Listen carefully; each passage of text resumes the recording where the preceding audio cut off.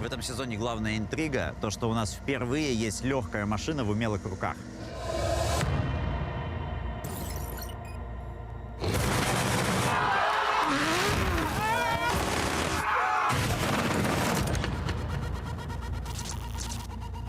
Команды ищут лазейки какие-то в регламенте. Как близко, Антон, как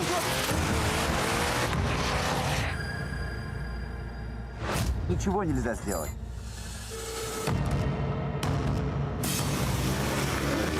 Мы будем делать все, чтобы стать чемпионами. И если команда-дебютант действительно станет чемпионами, это будет бомба.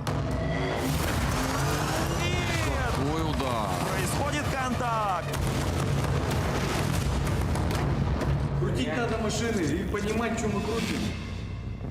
Тимофей, Антон Козлов, Чита Поповых. Они все зависают в автосимуляторах.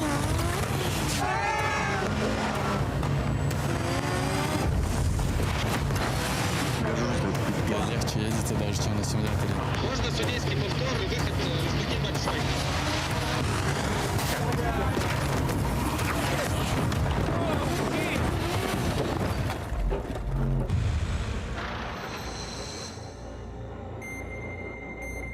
Для команды это, конечно, большая проблема.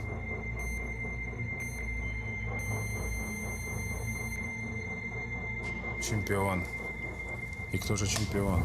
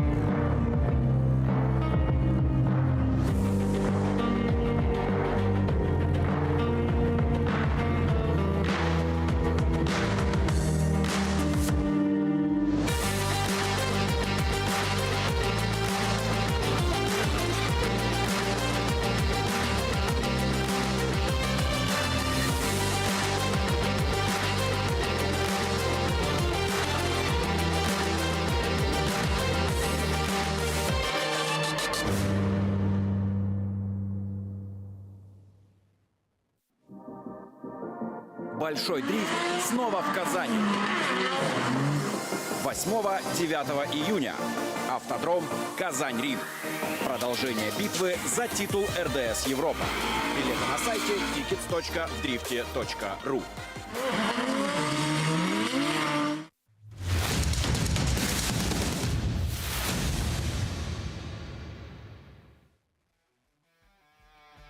Happy New Drift, my dear friends. Hello and welcome to the Nring circuit. For the 18th time, the main championship of the country is here, and in some sense, regardless of everything, this stage of RTSGP 2024 is the first one, because even though we come here for the 18th time, I mean not we, but Russian Drift Series, for the first time, this is a reverse configuration that we see here.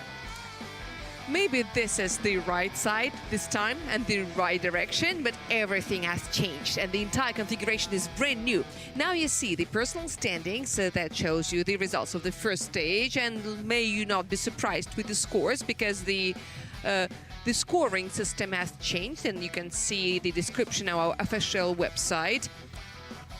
You can get 22 points for the victory in qualification and 250 for the stage victory. You see that last time Georgi Chichan wasn't very lucky, but he was quite lucky in the tandem runs. Here at Nring circuit, the story is amazing. The history is very rich, so much statistics, and we will dig deep into it, and it will be very exciting. And this is chapter 1 in the history of this configuration. Let's call it Nring 2, to be brief. Interestingly, from time to time we see new configurations on our old autodromes, and these are the team standings. You can say we've got one team that has changed its name, and now it's called even much longer than you can see now, and it has got full harvest of trophies. Vladislav Popov won the qualifying, and Then he won the entire stage, and of course this success brought them victory in the team standings. Local Racing 15 also started the season very well, just like Fresh Racing, but you can see that the difference in the score is very small, and this is going to be exciting to watch the team battles. It would be strange to expect something else after one stage only, but Takayama Forward Auto team may have surprised many of our fans. If you missed it for some reason, our DSTV is always available, just like our short highlight videos. And this is a demonstration of our configuration. This is not the initiation, then the initiation. Here you're supposed to press the accelerator pedal, and then you begin collecting the clips, which are touch and go points. Another transition, the deceleration zone begins a little bit earlier than another internal clip. Then you go to the start finish, 2 transitions in a row. Here they are 1 and 2 with small angle, and then you are supposed to screw into the next one without forgetting the acceleration pedal. The famous curve, which hosts 4 clips at the same time. 2 more clips before the finish, and there it is. 920 meters from start to finish, and around 150 is the run-in. And now please notice the equality of score given for each clipping point. I think that it shouldn't be called an experiment, because it's our new reality. Instead of outside clips, we've got touch and goes, and there is another innovation that we introduced for linguistic convenience. We've got the continuous numeration of touch and goes, and it also was decided to call touch and go 8 with several blocks, several parts.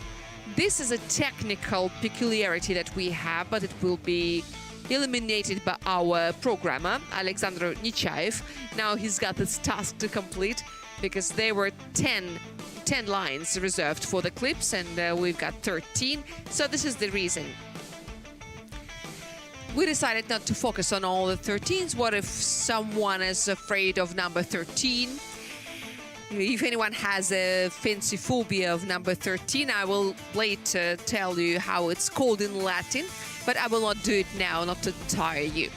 But you see, Touch and Go 8 is an agglomerate of several ones. And this is the entry list. No changes has happened here. Someone may say, were they expected? Well, theoretically, there could be some, because there were some drivers who were successful in RDS Europe, and they have a chance to get a wild card for RDS GP.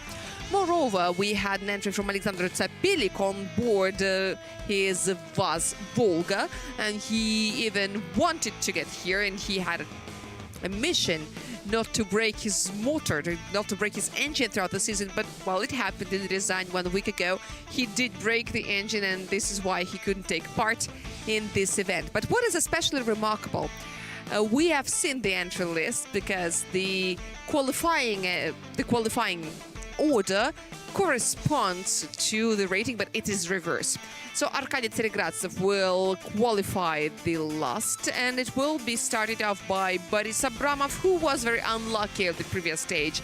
But, well, his car was technically fine, as we find out.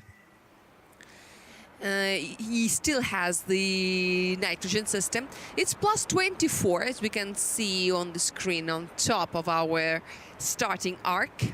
It is traditionally very beautiful. Just, you see that there is a little cube on the left-hand side, and it will give you a red light if there is a full start. And yesterday on Friday, we showed you another new lights that we've got that will instruct the drivers to start moving to the start from the burnout area. This is not actually a cube. This is more of a parallelepiped, or whatever it's called in geometry, in the correct way. The weather is beautiful. All those who are here, they can feel it. It's not too hot. It's very sunny. And this is the weather expected throughout the weekend. Makes us very happy. We know that the tickets are all sold out, so unfortunately I don't think that anyone else can join. So I want to greet everyone here. Boris Abramov is now coming, and we will comment on everything that he does. The initiation, nice and deep angle, and he remains within the limits of the track. He was a little late with pressing the accelerator. Then he misses 2 clips, and this is the deceleration zone. It's over. It's hard to tell what happened with the internal touch and go, but then Boris Abramov is already next to the finish. One last transition before the big curve is left, and at least one wheel is on the white line. Then he collects the outside clips, the 8s that we show to you, and the last 2 control points and the finish. In fact, this run is quite puzzling because yesterday during the training session we saw something similar.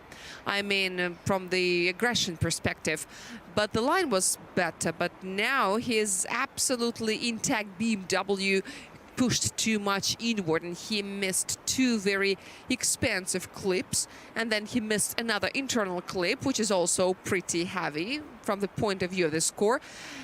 But there is a certain equality because even the most expensive zones are only 1 point more expensive than the others. One wheel was outside, which is also a deduction, but we need to see the replay anyway. You know that if the wheel is at least 1 millimeter on the line, the penalization is not applied. Of course, the judges have many more instruments to use to control the line of the drivers. Yes, you could see that the left rear wheel was sliding on the white line, but didn't go beyond. There was no gap between the wheel and the white line, and this is why the decision will be made in favor of the driver. There is no... The penalization for 1 wheel outside is 2 points, for 2 it's 5, for 3 it's 10, and 4 means a 0, just like spinning, just like straightening, just like opposite drift, or such an interesting thing that we call unchaseable run, which means that it will be impossible for the chaser to mimic all the movements of the leader. This is a well-known term that we've been using for ages. I think that everyone knows it already. Oh yes, here there is a gap, obviously. This is minus 2 points at least. And let me introduce to you the judges. Stanislav Dolgich is responsible for the line. Anton Novikov is responsible for the angle, and the angles are judged by sectors, and we've got 5. And similarly, Vladimir Safonov evaluates the style, and the style consists of 2 criteria: commitment and fluidity. Commitment is the aggression using the entire width of the track, using the accelerator, the general pace, which let some of the drivers down at the previous stage, and fluidity is the precision of the movement of the car around its axis, the rotation. Commitment is more about going forward, and fluidity is more about going to the side. So this is how you can explain what it means. As far as the angle, the line, and the style are concerned, the angle costs 30 points, the line is 30 points, and the style costs you 40 points. This is the score that the judges can give the drivers, and this is what they make the deductions from. And this is how the score is distributed: 20 for the line, 23.5 for the angle, and 28.5 for the style. Far from the maximum, but anyway, well, we have whatever we've got. The empty boxes mean that no penalization have been applied in these sectors. And as for the penalties are concerned, I was surprised to see -1 for touch and go, 9 for the line. What does that mean? Maybe that was a redistribution of the points. We spoke about it yesterday night. It might happen, or maybe somehow Stanislav could see some partial hitting of that zone. It's hard to say. It's hard to say. Maybe 9. Maybe something was taken from 9.1. It's hard to tell. We can ask the judges about it later. It will take some time for us to learn that system. And now let's see what Yevgeny Spirin has to offer. He represents VS Team Car X, and he joined Russian Drift Series here at Nring in 2013, quite a long time ago. And this is the acceleration zone, and this is the initiation that looks like a transition, and then he collects touch and go 2, touch and go 3. Then there's a transition deceleration zone. Here is supposed to increase the pace, and looks like Yevgeny Spirin is ignoring the internal touch and go, but then he he gets the 3-point touch and go 6 and runs towards the finish through 2 transition to the last curve with touch and go 8, and there is only 1 transition left to the finish. And here he also fails to stay within the limits of the track, and the Supra number 54 finishes. It looks like Yevgeny Spirin is too much used to the Siberian land. It's very big and vast, you know, and here in Nizhny Novgorod there is much less space.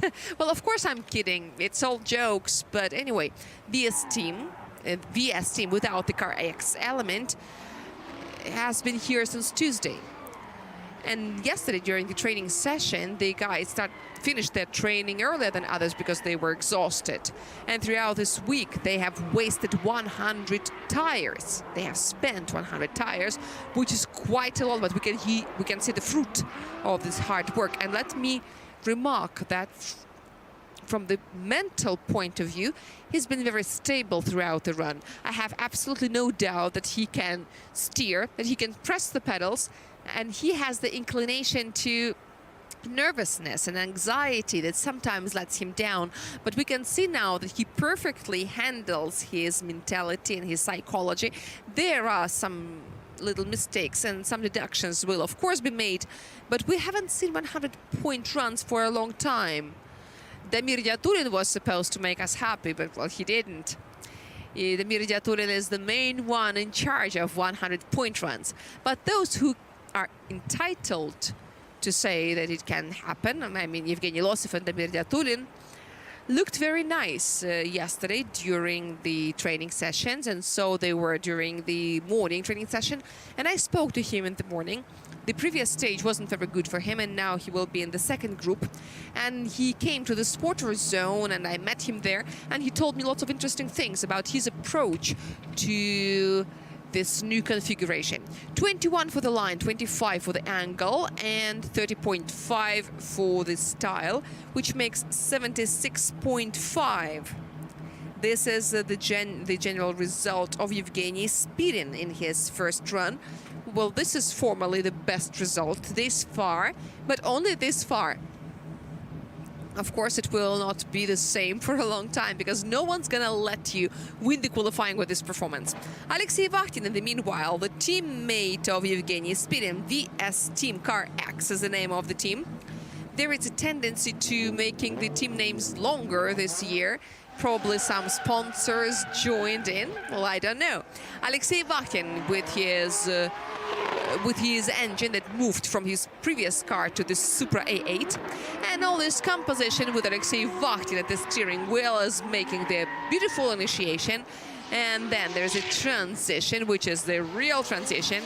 He collects the inner clip, and with some little margin, or he uses all of it very nicely. And here he makes a mistake in the line, and oh wow, these are at least 3 wheels. Please come back to the asphalt. And yes, he comes back, and the last transition, and then he misses another clipping zone. So this is why Stanislav Dolgich gives you 3 points for it. It's hard to get. Stay with us, Alexei. At least 1 wheel has to be on the asphalt, and I think that 1 wheel was still there. This is the moment when this gap rule saves the entire day of Alexei Vakhtin. And you can see how interestingly he makes this first transition, because there is a deceleration after, and he begins decelerating a little bit earlier, proactively, and then the adventures begin. Because the car was initially going too widely. And in that sector of the track, there has been a lot of rubber, a lot of tire matter on the asphalt that has accumulated throughout the years. And even though many people might think that this rubber on the asphalt should give you additional grip, but it's very slippery. And also the tires that we're using has some protector pattern, and it is slipping on the rubber. And this is what we saw right now. The first group is lucky because the asphalt hasn't got too hot yet. Many drivers said during the training sessions that they added more new rubber to the green zone, and now the grip is better. Because if we come back to Thursday, the drivers would say that even 1 wheel outside can cause some serious consequences. But yesterday night, the drivers who had 2 wheels outside could push off from that and get back to the track. This is still a mistake, of course, and it will yield a deduction, but thankfully it is not fatal anymore. And this is why Alexei Vakhtin will now have some score, and he will go and prepare for top 32. But most importantly, he is not left with only one attempt, and there is no self-saving sessions in the first group. So we can tell that there is some forbidden zone on this Nring track, and I think that you can find one everywhere on every autodrome. And the same can happen when the drivers come to the track for a photo shoot, for example. There are lots of rules, a lot of regulations that can cause deductions and financial fines, and many drivers experienced it last time. The organizers of Russian Drift Series do a lot to prevent dangerous situations in the future. Vladislav Yerofeev and his Z is somewhere out there behind the starting arc, but he's not in a hurry. But why? Probably this is because he's still in the burnout area. I don't have any other options. Or maybe this is because we're still waiting for the results of Alexei Vakhtin. Maybe it's time to see them. Yes, this is a replay. Yes, he is confidently in the touch-and-go zone. The judges requested the replay from a different angle to see what happened in that internal touch-and-go. And as far as the Nring tire that we are using this season, many drivers who first said that this is more grippy, it is less grippy but more wear resistant, they see that it is better than the previous season's tire. Hello guys, by the way, hello, how do you feel? Come on, wave your hands, because we feel very lonely here in the studio, even though there are 2 of us. We are happy to see you. We're happy to see you smiling. We hope that you feel better throughout the day. The weather is very good. It will make you feel even better. Now, speaking about the tires, Nring, unlike Westlake, can be simply warmed up after some donuts. You can be sure that your car is toned and nice. Oh my, look at these guys. Hello, this is wild, wild west here. Hello, guys. Well done, cool style. I really love it. Thank you for being here with us. Thank you for being with us. And now let's get back to the tires once again. Don't distract me anymore, please. And the judges are still discussing. After 4 minutes of burnout, your tire remains fit and toned, and this is very important. You don't have to burn it out more, but for this situation there is additional burnout area, and we can see it now. Okay, so this is the performance of Alexei Vakhtin. Yes, at last I can see it. You can see TG8, there's only 1 rectangle, it says -4, which means that there were 2 squares that were missed out of the 4. This is the situation. If you start flying out, your rear wheels are outside. You get the penalization for having the wheels out, and this is 12 points of deduction, and you are also penalized for missing the touch and goes.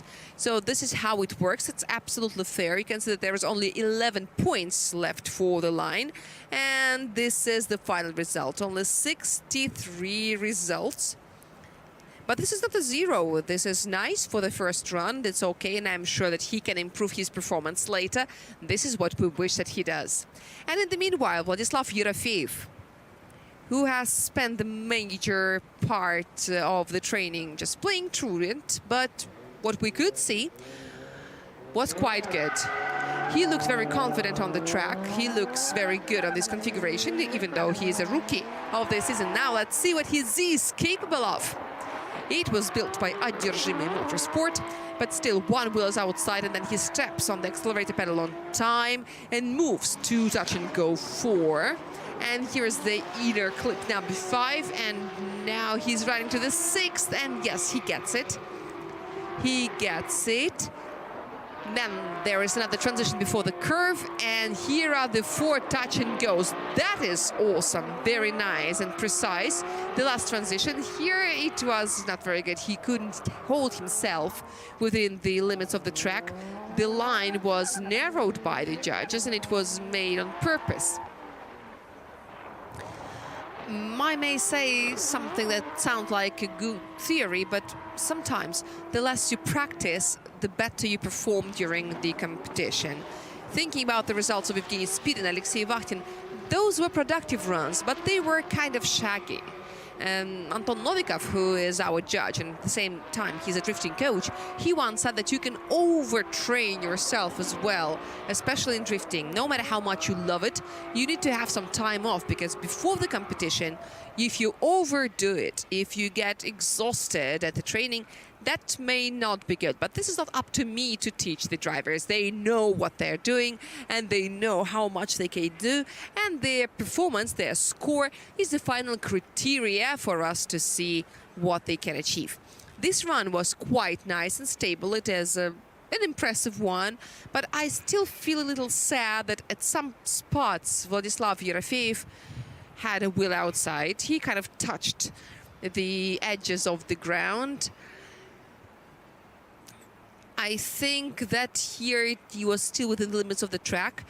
The pace was very good, 130 kilometers per hour, and this is the maximum speed for this sector, and this is the maximum speed for this configuration. And the range, even though the judges didn't determine the lower limit of the speed, the experience and the general analysis that we made with Drift Dynamics System says that it is around 130, 140 kilometers per hour. 140 may be too much. 130 is nice and good initiation, and below maybe doesn't look very decent.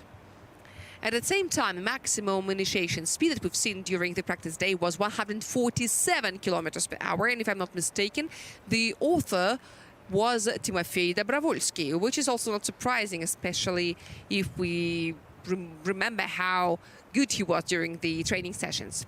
The angle has some limits. It is 90 degrees for the tandem runs, and at the qualification, the judges said, if you can do a backward without a critical deceleration, that's okay. Have fun.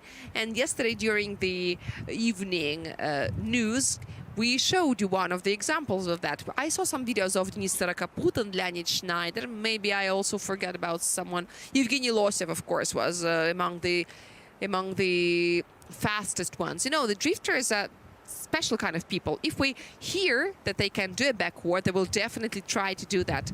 They may say, come on, let me do a backward, let me do a backward.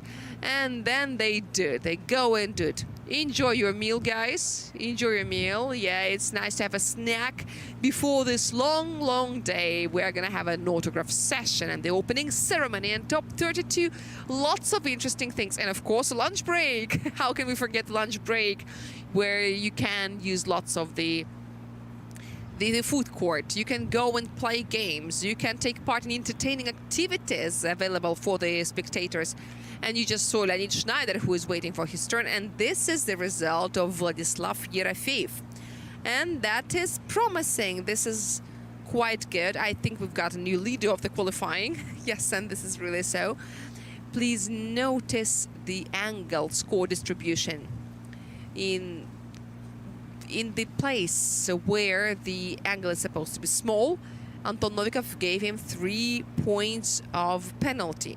And I think it happened in touch and go 6, which is closest to the spectator stands, because after that, many drivers like angling down before this 2 touch and goes in a row. This is Leonid Schneider representing Time Up team and his Toyota Mark II. Once again, he jumps from one car to another. In Europe, in RDS Europe, he performs on board RDS, on board of Toyota Silvia. And now he looks very good, and he presses the accelerator. And here he begins moving through touch and go number 4.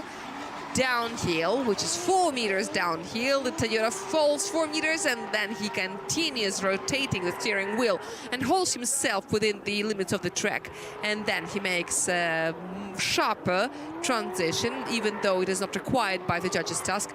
Then he collects the touch-and-go number 8 and almost slips away, but he doesn't. What can I tell you about it? Leonid Schneider has just learned how to keep himself under control. He just showed quite an impressive run. This is very good. This is that situation when what we saw during the practice session completely correlates with the final qualifying performance, because Leonid Schneider was very good during the practice, both in solo and in tandem. And I think that this configuration is the best for tandem drifting in our entire calendar, because there are big and long curves and turns. So it gives you a chance to get closer. I was a little bit worried when he almost slipped out, but still Leonid Schneider managed to hold himself onto that white line. And here's another important thing about the Nring is this turn at the acceleration. This is what the drivers use as a foreplay before the initiation. This is a kind of a tradition. You remember what kind of a run-in we had before. It was very long and passive, and then there was a full throttle zone and absolutely racing kind of vibe. And now you can see that usually we put our screen on the uphill run, and now the uphill turns into downhill, and this is quite an aggressive downhill, and there are quite big and sharp turns, and you need to position your car correctly before the downhill run, because it can be very risky. And here every driver has his own secrets. Damir Diatulin told me his, but I promise that I don't disclose it to anyone. I cannot tell you what to do. You will see it when he does it, because it works really fine, works really well. Damir reduces the wheel speed at the early stage using his handbrake, because what else can you use? And then the physics tells me that the less the wheel rotates, the more it can move in the transverse direction. This is why it doesn't fall deeply into big angle, and this is why it doesn't slip outside, because there is nothing to do there, and this is an internal clip. And it also allows the driver to open up earlier, collecting touch-and-go 6. And the better you get outside that curve, the better you make the acceleration zone. Who are you looking for, lady? Maybe the next participant, because there is no one on there. We really like looking at you, and you look into your binoculars. Well, there is no one. Well, maybe you wanted to see the temperature of the time. It's 11:27, and by the way, just for the protocol, this clock on the starting arc is a little bit late, half a minute. So if you want to check your clock, but let me not get too much into that. Oh, wow, do you see that? This is cool. This is the qualifying leadership. 95 club is opened by Leonid Schneider. 95 is a nice entry. It could be a victory, but I'm sure that we will see 97, 98, and even more. And here comes Denis Starokaput. We have mentioned him before. And he's got number 38, the number that I really love, because this is Novosibirsk and this is Siberia. This is where I come from. And this is the qualifying run of this driver from Lukoil Racing 15. He's got a new car this season. No technical problems that he had, but this time Denis says he's very happy with his car, and this is hello backward. Something very close to 90 degrees. We will check it through drift dynamics later. And now Denis is running through the deceleration zone, and then he presses the accelerator a little proactively. Just check that out, check that nice line. He cuts touch-and-go 6 exactly in halves, and he is already in this long curve. And then this is the last transition, and he collects it 2 clips before he crosses the finishing line. Maybe Schneider will have to step to the side and give way to Denis Starokaput. 84 degrees was registered by Drift Dynamics. And also, what is also interesting, yesterday the maters of Russian Drift Series were watching the runs of Denis Starokaput, and here they noticed that he doesn't let the accelerator go, and he really impressed everyone with that. He really impressed our drifting veterans, let's call them so, our most experienced drivers, and they said, wow, can you really do that? It looks like we're gonna arrange the Veterans Council here at RDS. All right, so more experienced drivers said, wow, can you do that? And then everyone started doing the same. During the same training session, you could see that one wheel was about to slip away, but Denis said, no, you are staying, and there it stayed. You shouldn't pay attention to the dotted line, because the dotted line is for the drivers not to get in each other's way during the tandem runs, because to keep them synchronized, it is very important to move on your side without getting in the way of your chaser. 84 degrees has been the deepest angle this far. Denis did overperform the angle requirement, because according to the task it's supposed to be medium, which is under 55, and he did almost 66, which is also interesting. And generally, minimum of corrections, there have been some, of course, but I think that this is negligible. But we will see the score, and it will tell us a lot. Hello, hello, hello. Welcome. Please wear a hat, because the day is very sunny and you can get sunburned. The new Starokaput's car has one very interesting peculiarity, and here is what. With all of its elements, it cannot get on the scales, because it has a body kit that doesn't let him on. Just leave your car alone. It's beautiful and it is conforming to the regulations, but let me tell the audience, because they may not know some of the details, and we are trying to give you all the details available. According to the regulations, if you let the air out the wheels on one side, the car is not supposed to touch the ground with any parts of its body. And Denis Starokaput's car conforms to this regulation, but still it cannot get on the scales because it's very low. But maybe one day we will have technical regulations concerning the scales and the ability of the cars to get on the scales. But the cars have to be weighed all the time. This year we don't have this differentiation in tire weight. It is 265 for everyone, and minimum weight of the car is 1,250, and the maximum is 1,500 kilos. So on one hand, it is now simpler. On the other, you need to pay a lot of attention. And the technical scrutineers have an interesting thing. They can get any car on the scales at any moment. And if the car doesn't conform to the regulations, then I'm sorry. You have to leave the competition. You are disqualified, and it would be very, very bad. So this is why everyone is doing their best to conform to the regulations.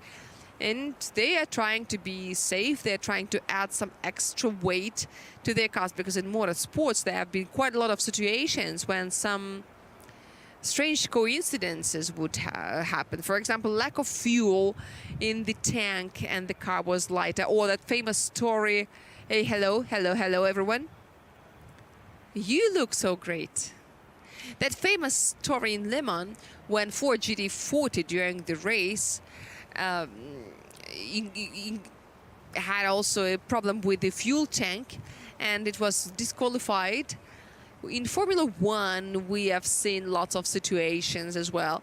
So therefore, you need to add a couple of kilos to your car weight just to be on the safe side. Is it kiss cam? Why don't you do that? Yes, why not? And also, please take care of your arms, because this is a very sunny day. Please use sun cream. And the weather is deceiving. It's very sunny, but at the same time it is windy, so you may not feel that you are getting sunburned. Once Kurt Vonnegut said that you should always use your sun cream, and this is the only good piece of advice that I can give you. This is what he said to school leavers during one of his speeches. And we are waiting for the score of Denis. I know that it's hard for the judges to make up their minds, but let me be straightforward. Give us the goddamn score, and we should finish talking about the weight. But at the weighing, at the incoming technical inspection, the car of Denis Rakaput together with Denis conformed to the technical regulations, but it doesn't mean that the weight remains unchanged. Because, you know, it can always vary depending on the amount of fuel, and the technical scrutineering procedure is also very specific. Some of the teams want to check the maximum weight, someone doesn't. Someone comes with half-empty tank just to see what happens if we need to fuel up. But you see, we've got one big mission today, and here it is. I'm not going to show you the magazine. Let me show you this thing first. This is a package, and inside that package you have this limited edition pin of RDS. Here it is. So, and what I am especially surprised at, you cannot buy it. This is something you cannot buy. Only if you make a purchase for 15,000 or more, or if you do 2 drift taxi runs, you can get this pin. There's only 1,500 of these, and everyone will know that you have some money to spend. Anyway, so this is the magazine, and there are only 1,000 of them. This is also limited edition, but it's still available. So please hurry. They're all at RDS shop, or you can always buy them online. But online, you can only buy the first issue. So get a collection. Gotta catch them all. And this is Anton Dmitrienko, who is waiting at the starting line. And what does that mean for us, for all of us? It means that this is maximum for the line, almost maximum for the angle, and very close to the maximum concerning the style. And we've got a new leader, and this is a tiny difference between Denis Rakaput and Leonid Schneider. So we've got another 90-plus club member, and we are very happy to see that every year we've got lots of drivers who can do 90-plus score runs. And now I feel a little sad for the drivers, because every driver at RDS can do that, but some of them just do not disclose that. They keep it discreet. Anton Dmitrienko, who is also growing in terms of stability, his car is quite competitive now, and you can see that now he's got these orange elements on the car and some logos that he added, and now he begins his first attempt, his first qualifying run. The initiation was stepwise, and this is a style penalization, but still he remains within the limits of the track. This is still the S15 built by Forward Racing, and here he decided not to wait for the end of the deceleration zone. Anton Dmitrienko presses the accelerator pedal, and the line looks good. Then a little hesitation at the transition, if this is not the angle play, and then he angles down, makes a correction, straightens out, and I'm afraid that it could be a 0. I don't want to think about it, but it really does look like an unchaseable run. And now I've got that. This is a pain. This is a pain to see, but it looks like Anton Dmitrienko has a 0. Unfortunately, things happen. Everything can happen here. But here's what we see. We see quite a beautiful run in terms of stability. In terms of commitment, I'm absolutely happy with the commitment. There are some questions about the fluidity, because you see that the transitions are stepwise sometimes. But as far as the acceleration work is concerned, that is good. But he did exactly the thing that the judges told us not to do. Don't angle down before the curve. You're supposed to increase the angle from small to medium, and the medium is from 35 to 45 or 55, 45. And therefore, it is even better to get into the curve with a smaller angle, not to lose the pace and not to angle down, because the excess of speed is necessary to climb uphill, and there you are moving uphill. If you are afraid, if you lose the pace, then the problems begin. Your car falls into a deeper angle, and all the troubles begin This is what happened to Anton Dmitrienko. But what makes me believe that he can do it better is that the zero didn't appear immediately. So maybe he's still lucky. But here's another important thing. The angle decreased to 10 degrees, but if it is not a zero, this is not straightening. But the judges may consider it an unchaseable run. And in qualifying, it can also cause a zero, because the qualifying task is written for a purpose. It is written for the drivers to demonstrate that they can be good leaders. But was it opposite drift? Because I could see, yes, this is an unchaseable run, says Anton Novikov.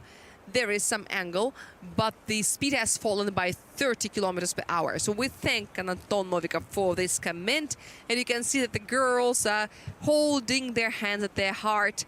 They are so worried about the driver. Yes, the girls are behind the bars, but they're still standing there and looking at the guys, and then they will get together during the opening ceremony. And once again, we can see the car that we started with, the car that feels great, and the driver who feels great as well, even though his first run was kind of too shaggy. Too much commitment. So much commitment that he failed to comply with the other criteria. We know that Boris Abramov is also related to aviation. Oh, he used to. He used to be there, and I think that he knows what to do and how to keep it within the control. Yes, it is very sad to see a zero, but we saw that there is some potential. In the first two sectors, we could see that Anton Dmitrienko can do really well, and this is the hardest part of the track. So Anton Dmitrienko could fulfill the harder part of the task, but then he failed in the easier one. But now let's make a little commercial break, and then we'll be back for the qualifying.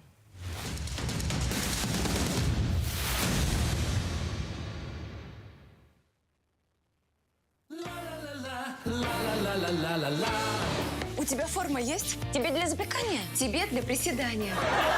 Попробуй. Вот так вот. Итак, пробное занятие понравилось, но на абонемент копите накопительный ВТБ-счет. Регулярно пополняй и накопишь на 16% быстрее. А почему еще не в форме?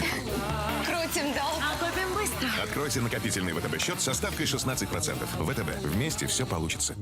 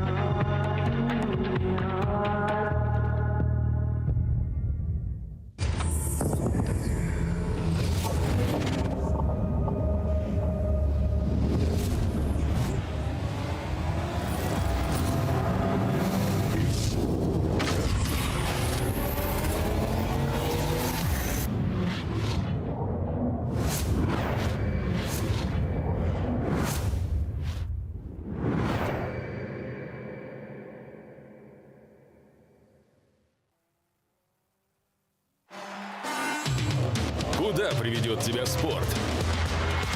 К экрану? К любимой команде? Или в спортзал? К клавиатуре? На ринг? Или на стадион? Все пути открыты с чемпионат.ком.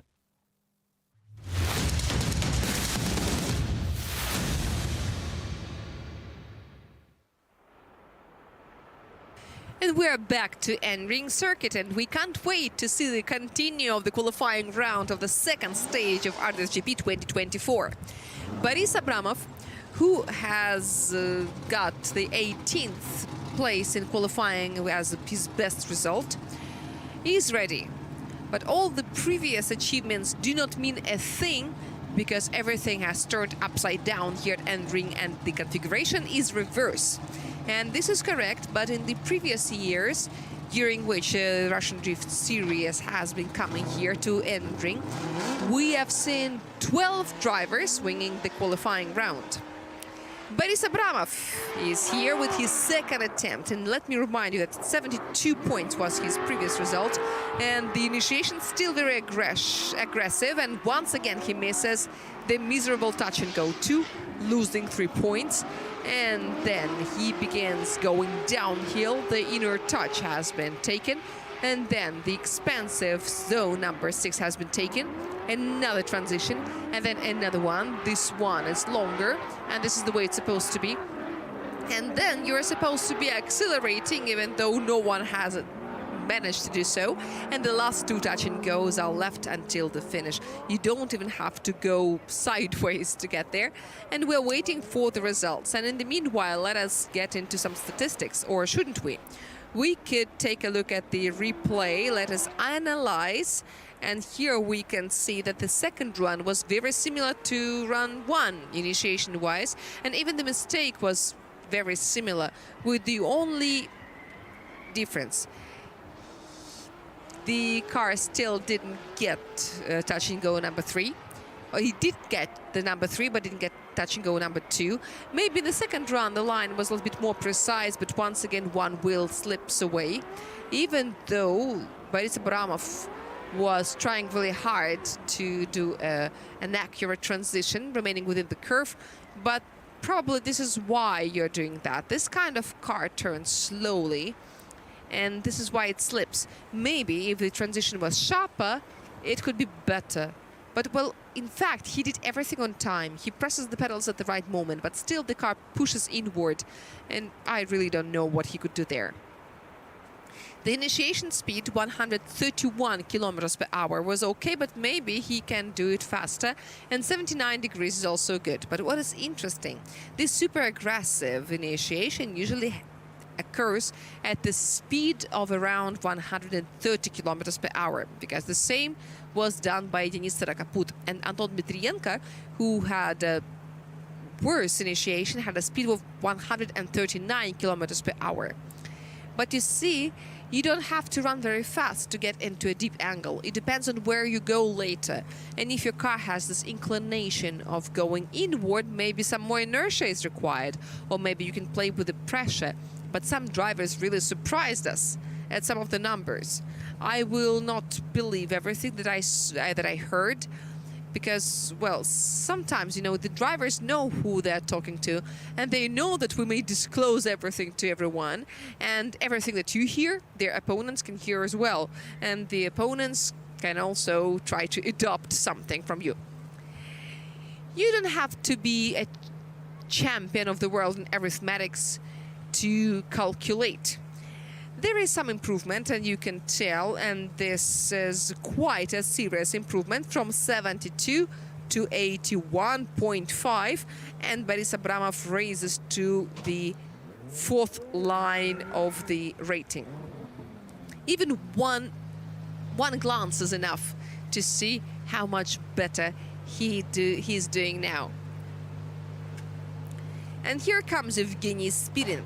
He's coming out for his second run, representing BS Team Car X. He had 76.5 points for his first run. This is not a failure at all. This is quite good. And we are always happy to see any score except for 0. And we really want to see the drivers get in top 32. The first sector is now left behind, which is the Furidasha zone. It looks like he misses touch and go 2, the most expensive one, and then he continues running downhill to touch and go 6. Wow, cool.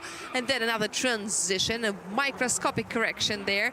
But most importantly, here in the curve, he performs everything, even though one wheel was outside the track.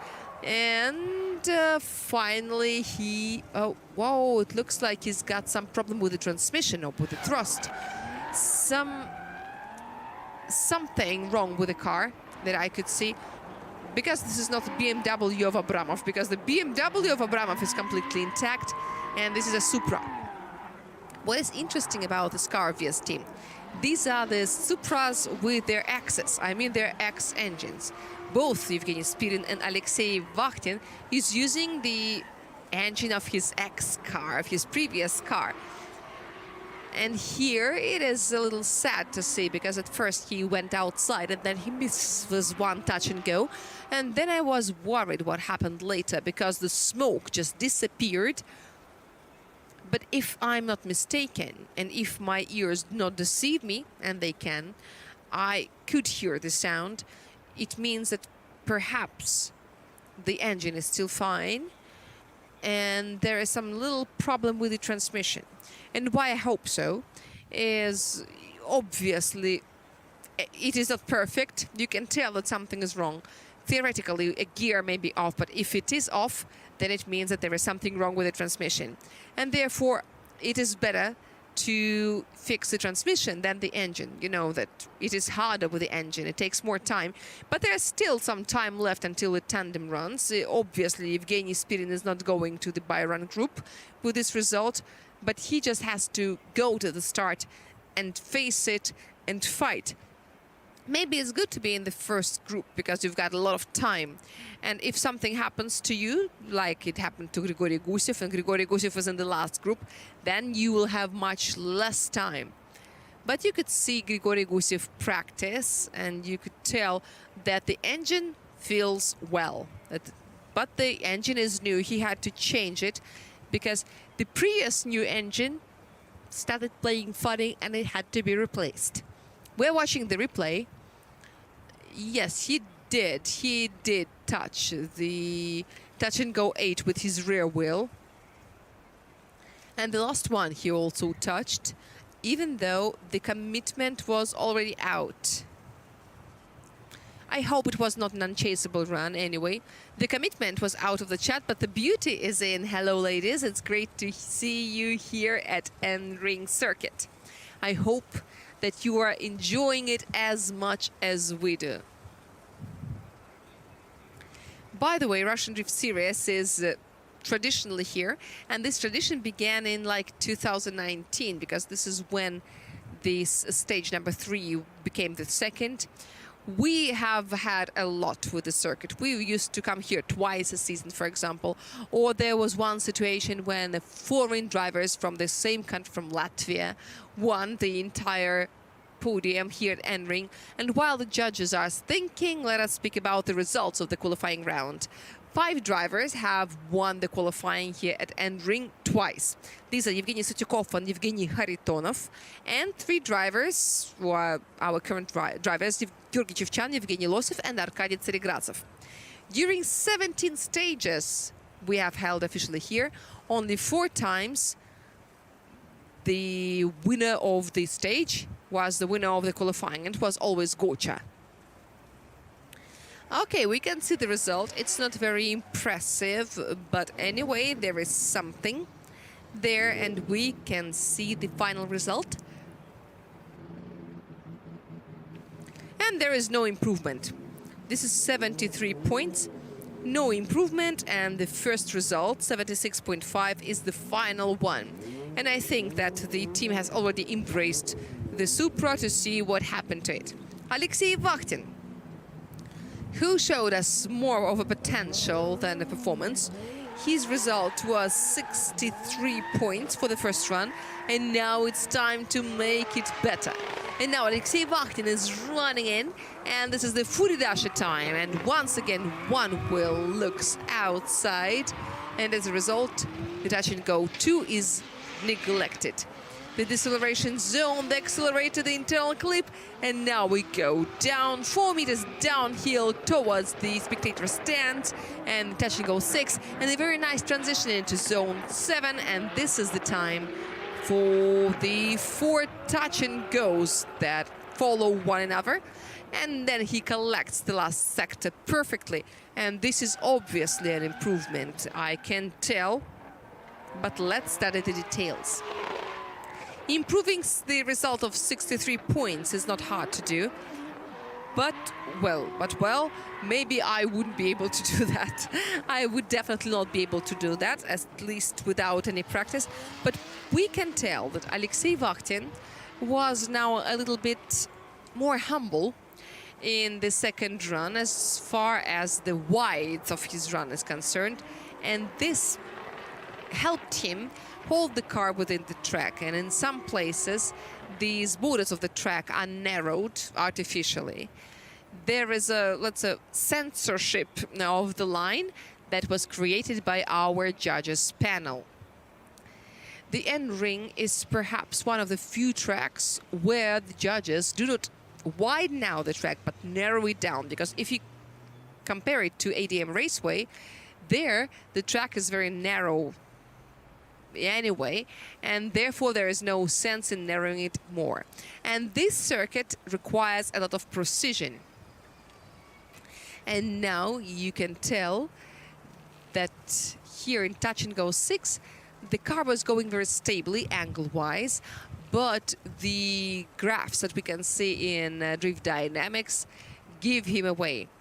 He overdid it with the angle a little bit, and we know that he likes deep angles and he likes putting it to the maximum. But you can tell that small angle is always better for the speed. But Alexei's angle was medium, and therefore it also made its impact on the speed. There is a big difference. There's a very big difference in the speed, especially near the curve, and it may mean a lot in tandem runs, but the speed of Alexei Vakhtin was around 110 kilometers per hour, while Arkady Starigradzev had a stable speed of 104 kilometers per hour. So you can see how much different it can be, and you can tell how far he can go. The chasers will, of course, be fighting. They will try to take measures. They will try to prepare. But, well, whatever happens, happens. The question is how well he can... Oh, wow! Look at this technology. It looks like you robbed a museum, didn't you? Or is that his personal museum? Oh, well, that's really cool. Is there anyone else carrying his own video camera from the 90s? This is this camera from the American Beauty movie. I'm not sure. But coming back to Alexei Vakhtin, this is the score. There is one penalty in the angle and only one penalty for the line. In Touch and Go 2, if he went faster, then I'm sure he would be able to hit it. And there are also very small penalizations in the angle and only in the second sector. That is interesting, and style-wise, you can tell that there is a lot of penalization, but the expected improvement still took place. And this is 89. Just listen carefully. 89. And why I emphasize it so much? It's because the spectators sometimes say that we do not announce the scores enough, but we are really working hard. We're really making a lot of effort to let you hear everything. And this guy has all the chances to join the 90-plus club. This is Vladislav Yerofeev and his second run. And his Z, he is running to the scored section of the track through the 150 run-in. The initiation is a little bit lazy, or not. One wheel is outside the track, and then he collects the higher Touch and Goes, and then he begins running through Touch and Go 6, and he does it. Then another transition and another one, and here this is time for climbing uphill and up and up and up and up, collecting the TG8s on the way. It looks like at least one caused some problem, and he completely misses the last one. And now we will see how much Touch and Go 10 costs point-wise. There is no change, but we will just ask Stanislav to see why he deducts only 1 point. I will check the Drift Dynamics once again, and I will check the final results that are submitted by the judges panel. But it takes the judges some time as well to get used to the system, and they're trying to be as impartial, as objective as possible. Vladislav Yerofeev is a rookie of the season, and this is his first time here at Nring. He has been here during RDS Europe events, but it is also worth noticing that it doesn't matter at all, because this is a new configuration, and this is new for everyone. and the attitude to it is very different. Some drivers love this initiation, someone hates it. Someone gave some very positive feedback and someone didn't, because every new thing causes some kind of discomfort. But it's interesting because this adaptation process, the process when you adjust to new reality, is the most exciting part of it, I believe. And I also believe that Vladislav Yerofeev didn't get outside the track. His wheel is still on the line. There is no gap, but as a result, he remains within the track. But one wheel outside is only 2 points deduction, but missing touch and go 10 is -3 at least. And you can see how beautiful he went here. And in my mind, I make a bow to our cameraman and the broadcasting director. It looks very beautiful. We also have a camera up there, and we have a view from it right now. This is a camera from where you can see it all. You can even see this beautiful spectator stand. We were trying to make up a new configuration around the spectator stand, but it looks like it will take some additional asphalt to lay. But anyway, we still hope that one day we will make something up. This is the 3-point penalization and 2 for the wheels. You can tell there is some penalization for other criteria as well, in commitment and fluidity as well. In fluidity caused more deduction than others. And here is the total: 25, 25 and 35.5. That's a little less than he had before. No 90-plus club with Vladislav Yerofeev. His maximum is 86.5. And this is the result of his first run. And here is the battle for the top lines of the qualifying protocol for the by-run zone, which now has 4 vacancies, 4 tickets, or 3. 3, yes, there are 3, yes, for sure. Let us not try to predict anything. This is Leonid Schneider from Time Up and his Toyota Mark II. And his one wheel is outside already. And here you need to risk it, because after 95 points, what else can you do? And Lyonya is risking it, and he presses the accelerator at the right moment, moving to touch and go 6. And he takes it. Then he moves along the white line towards the finish, and then another transition. He uses a handbrake to stabilize the vehicle, and he does it perfectly. He fixes the angle near touch and go 8. And here you need to watch the replay to see whether there was one wheel outside or not. I really want to say that there is one very serious articulation of the suspension on the cars of Time Up team. Not only Leonid Schneider's car, but also the car of Maxim Grossman. The car responds very well to the acceleration and brake pedal. And here I want to say that it doesn't simply go faster or slower, but I like the way the suspension responds, and you could tell it very well. You could tell that there is a little step, and the rear wheel responded to that inequality of the asphalt. I really love the way he finishes the curve, and he manages to accelerate his car in between the 2 touch and goes. The speed is very good and fast, and the angle is good. The speed when he went to the final curve was 97 kilometers per hour. Everyone loses some speed at that moment, but generally this run gives a stable impression, and the angle is a little bit more than required by the judges, 48 degrees, but the stability in the angle is what I like. No splashes, if you know what I mean, but of course there is a little fluctuation because this is measured by very good measurement gauges. And now you can see the wheel responding. You can see how the wheel is working. You can see the deceleration zone finish. And here Leonid presses the acceleration pedal, and then he makes a transition, collects touch and go 7, makes another transition immediately. There are 2 transitions in a row, and this is the curve. And then the last transition. Here is the moment. And from this angle, it looks like he didn't go outside the track borders. And I also noticed the little amount of smoke, which means that the speed, the wheel speed is not very high. And perhaps this is the key to the Nring circuit track. But here it looks like it was -2 points of deduction. But Stanislav Dolgich will tell us everything. When we see the result, we will understand it.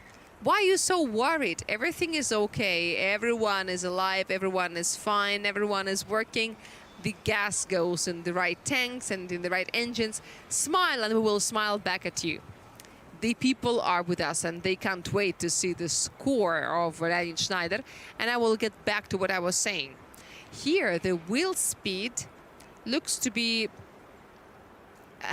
you know, it looks like it can harm you. You need to select the right wheel speed. And this is why there is not too much smoke, but the car moves correctly. There's very little deduction. You can tell that it's only for fluidity, and that is it. And Leonid repeats the result of Denis Sarakaput. So now it will be about the worst attempt, but this is a local thing. Yes, 95.5 now it is. Leonid is now the second. And why so? Because Denis hasn't done his second run yet. And that 95 points that Leonid has got is more than nothing. But now Denis may show something better. And then it will be only the question of his second run. But, well, there are 3 more groups to go. So anything might happen in the future. E92, number 38, begins the movement. First towards the stern and then towards the initiation point. And here he does it. And here he holds the car to the white line better than Schneider did. And now he collects touch and go 3, makes a transition. And then he's running downhill through the inner touch and go. Touch and go 6 he is also taken with this line, indeed. Then he makes another transition with a smaller angle, then another transition.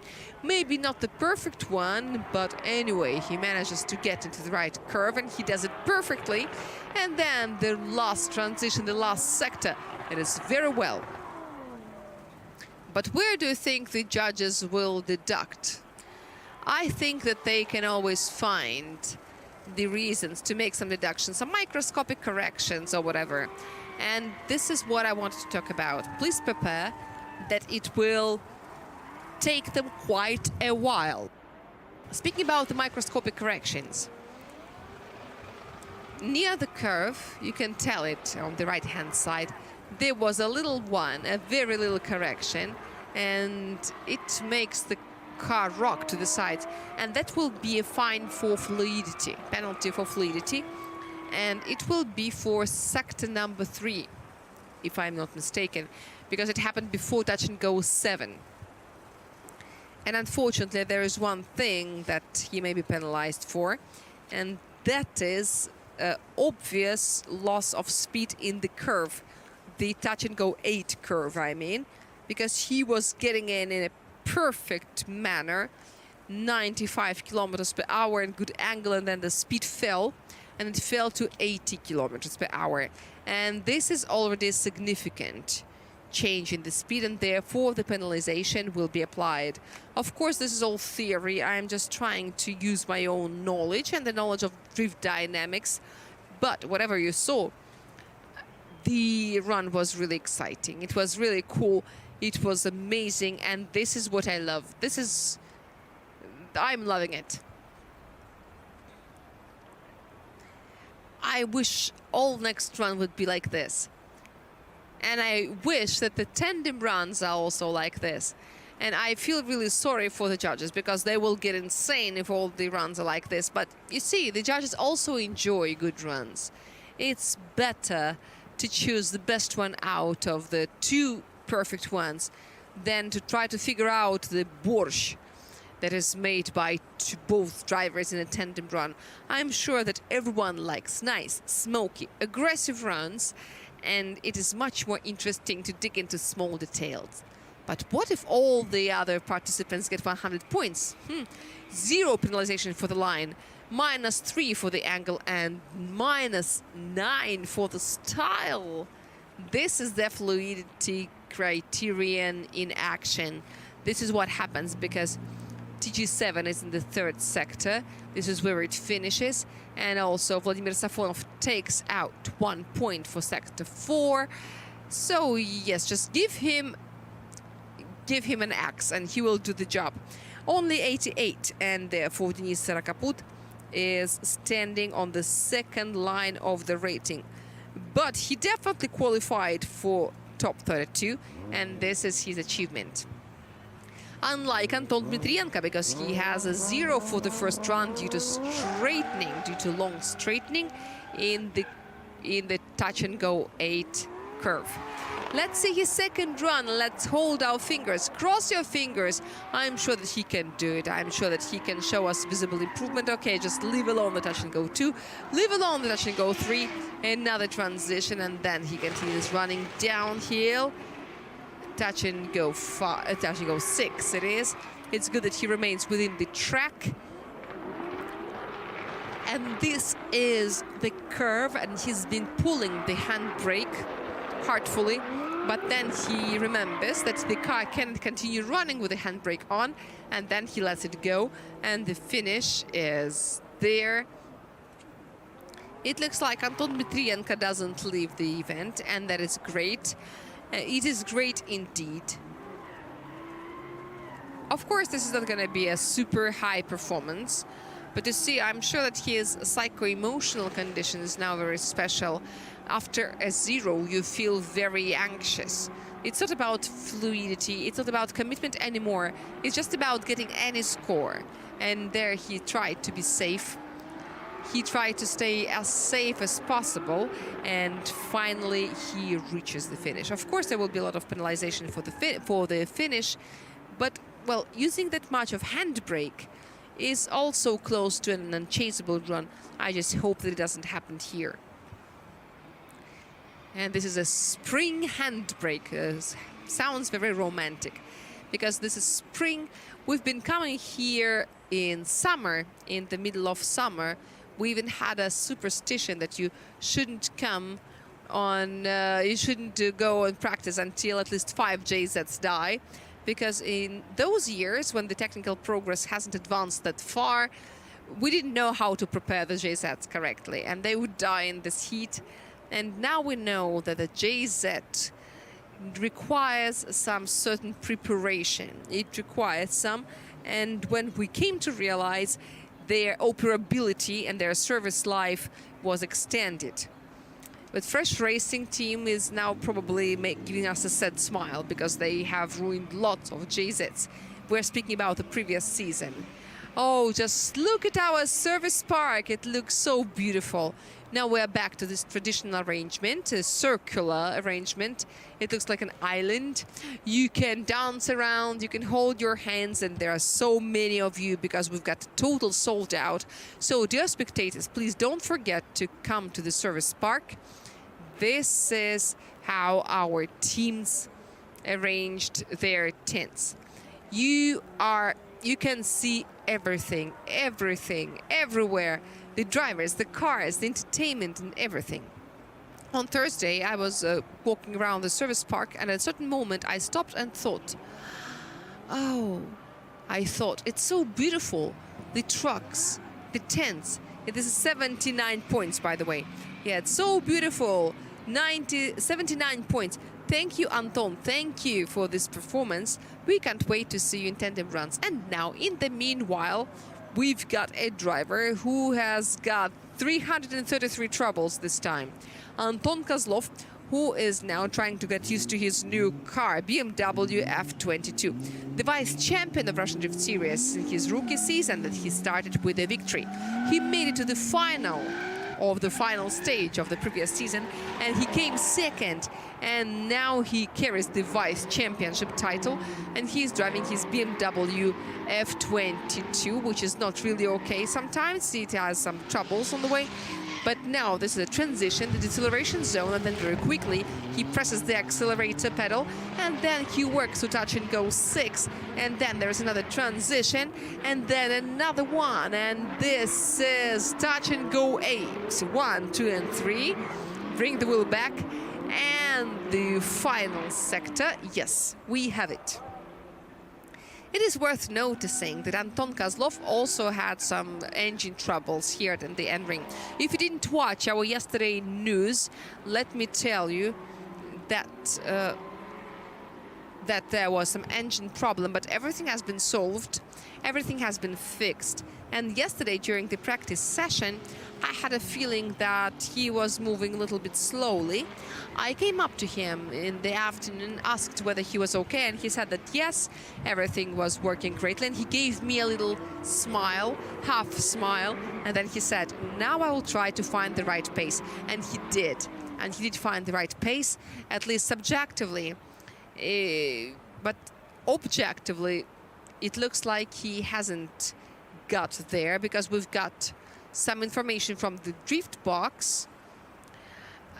But as far as the angles are concerned, especially here, he has been very generous. The task says that the angle has to be big in touch and go 4, and without any measurement you can tell that the angle was far beyond the middle value. I also discovered that the front suspension has been changed compared to the first stage, or compared to the previous configuration. The subframe is very untypical for a BMW, and Nikolai Gorkovenko has a similar vehicle. It's also built by the same workshop, and it has a Supra Weissfarbe on it. Underneath all this BMW F22 image, it has the Supra suspension. You see, the technical design is amazing. They're trying to put a BMW into a Toyota and vice versa. I don't have the data from the dynamics yet, but the judges do. I'm sure they do, because Alexander Nechayev is there with them, and he can manually get the figures and the values into the protocols. Commitment-wise, there is some penalization, but I cannot tell that it is extreme. -3 out of 20. So it means that the speed has been quite okay. And this is the result, 90.5. 90.5. Yes, another member of the 90-plus club. This is his result for the first run. So metaphorically speaking, he kind of opened the door and looked inside and asked, may I come in? And they were like, yes, sure you can. Not like Schneider, who simply stormed in. And this is a guy wearing the new overalls, Fresh Racing, and Damir Diaturin, the author of one of the most exciting manners of running through this configuration, and the tire burnout consultant. And he is of Toyota Supra A80. One wheel is obviously outside, but this is a nice transition. Just look how he licks the outside edge of the track, and then he widens out the line, and he makes a transition to touch and go 7, another transition, and now let's count the 8. So whoa, whoa, whoa, whoa, whoa. Come back, please, and yes, thank you. And the last sector, the last transition, 2 clips, everything is nice and precise, but too much of traveling outside the track. After the last transition, it looked like the car was trying to do a wheelie. But how can you do it? A wheelie. All right, whatever you say. It is worth noticing that all these adventures outside the track do ruin the general impression, but everything that we saw beyond was very good. It is very sad to see, because you said, let's count 8, and I was counting the wheels outside, and it looked like there have been at least 1.5, if not 2. Let's see what Stanislav Dolgi has to say. He's got various video surveillance tools. But why this configuration is so interesting? At a certain point, I thought that the view from the judges' tower is less informative. I spent quite a lot of time there during the practice sessions, and this is the impression that I had. Because in some spots, you cannot see the white marks through the smoke. Because the smoke is white, the marks are white. Here he made quite a good job line-wise. Every time you have to be inside, he's inside. Every time he has to be outside, he's outside. How do you do that, I asked him. I'm just looking at the line, he said. This is why Damir doesn't like it when the judges put the zones away from the edges of the track. He likes them to be together. And from this angle, I can still tell that the two wheels were outside. And he also touched the touch and go with the front wheels instead of the rear, because we have certain requirements. If this is an outside touch and go, it has to be outside. You have to touch it with the rear wheels. Oh, look, there are two flags now, because the Mirdiaturin also took part in the OADC. But what should be said about it? We should say that the Mirdiaturin finally made good friends with the Supra, and we could tell it from the very beginning. I really like this angle. I really love it. If not this replay plaque, we could probably... Oh, no, we wouldn't, because Damir is on the right-hand side. We put the camera there for you to look into the camera while you're looking at the camera, as they say. Okay, so this is... It doesn't give us the feeling of the rear wheels. We still cannot tell where they were. But you can tell how wide the car is, how big it is. At least half a car was outside, but the left rear wheel was still in. This is just amazing how wide it is.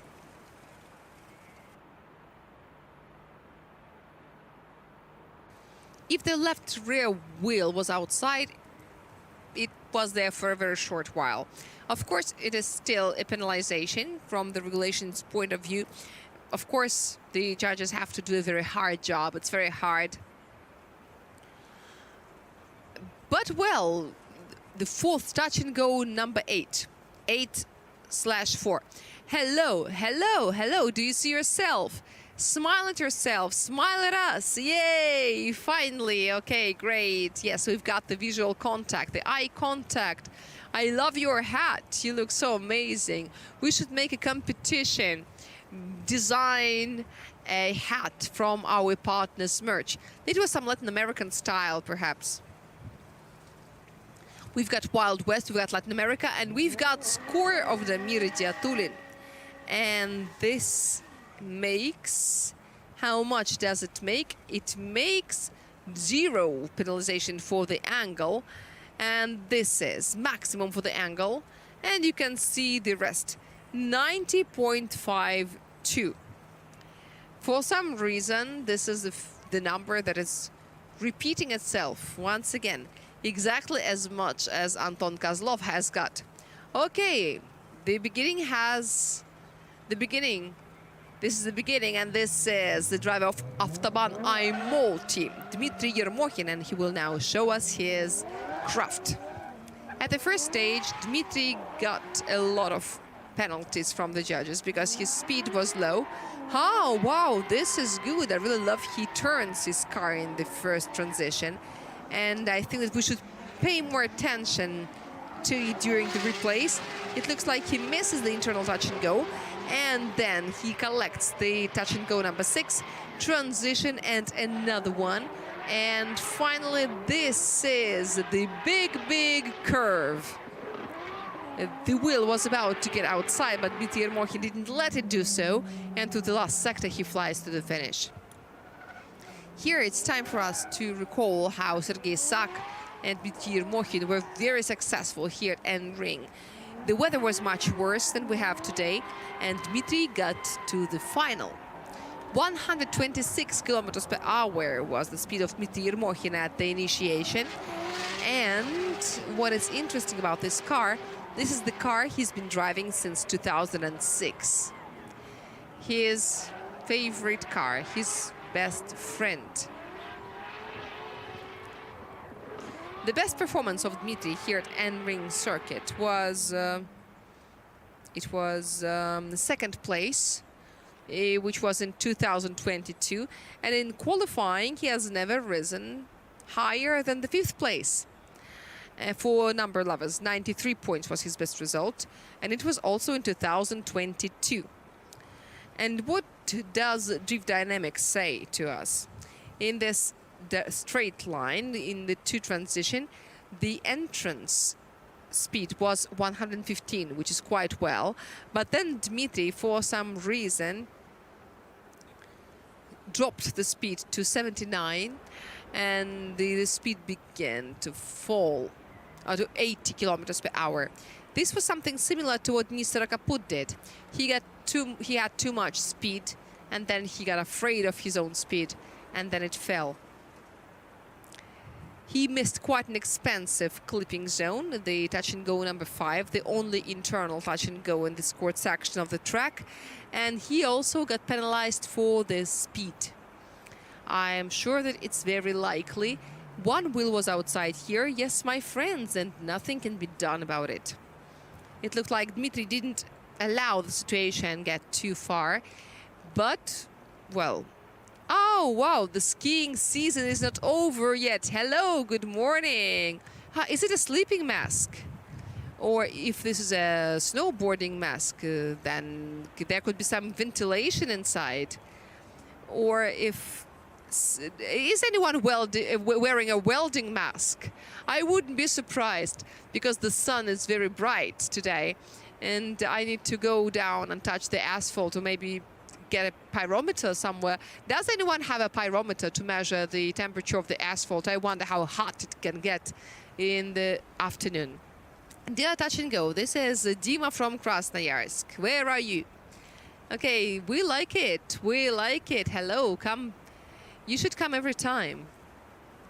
And also, she was wearing a cap with gorgeous autograph. Well, that's also cool.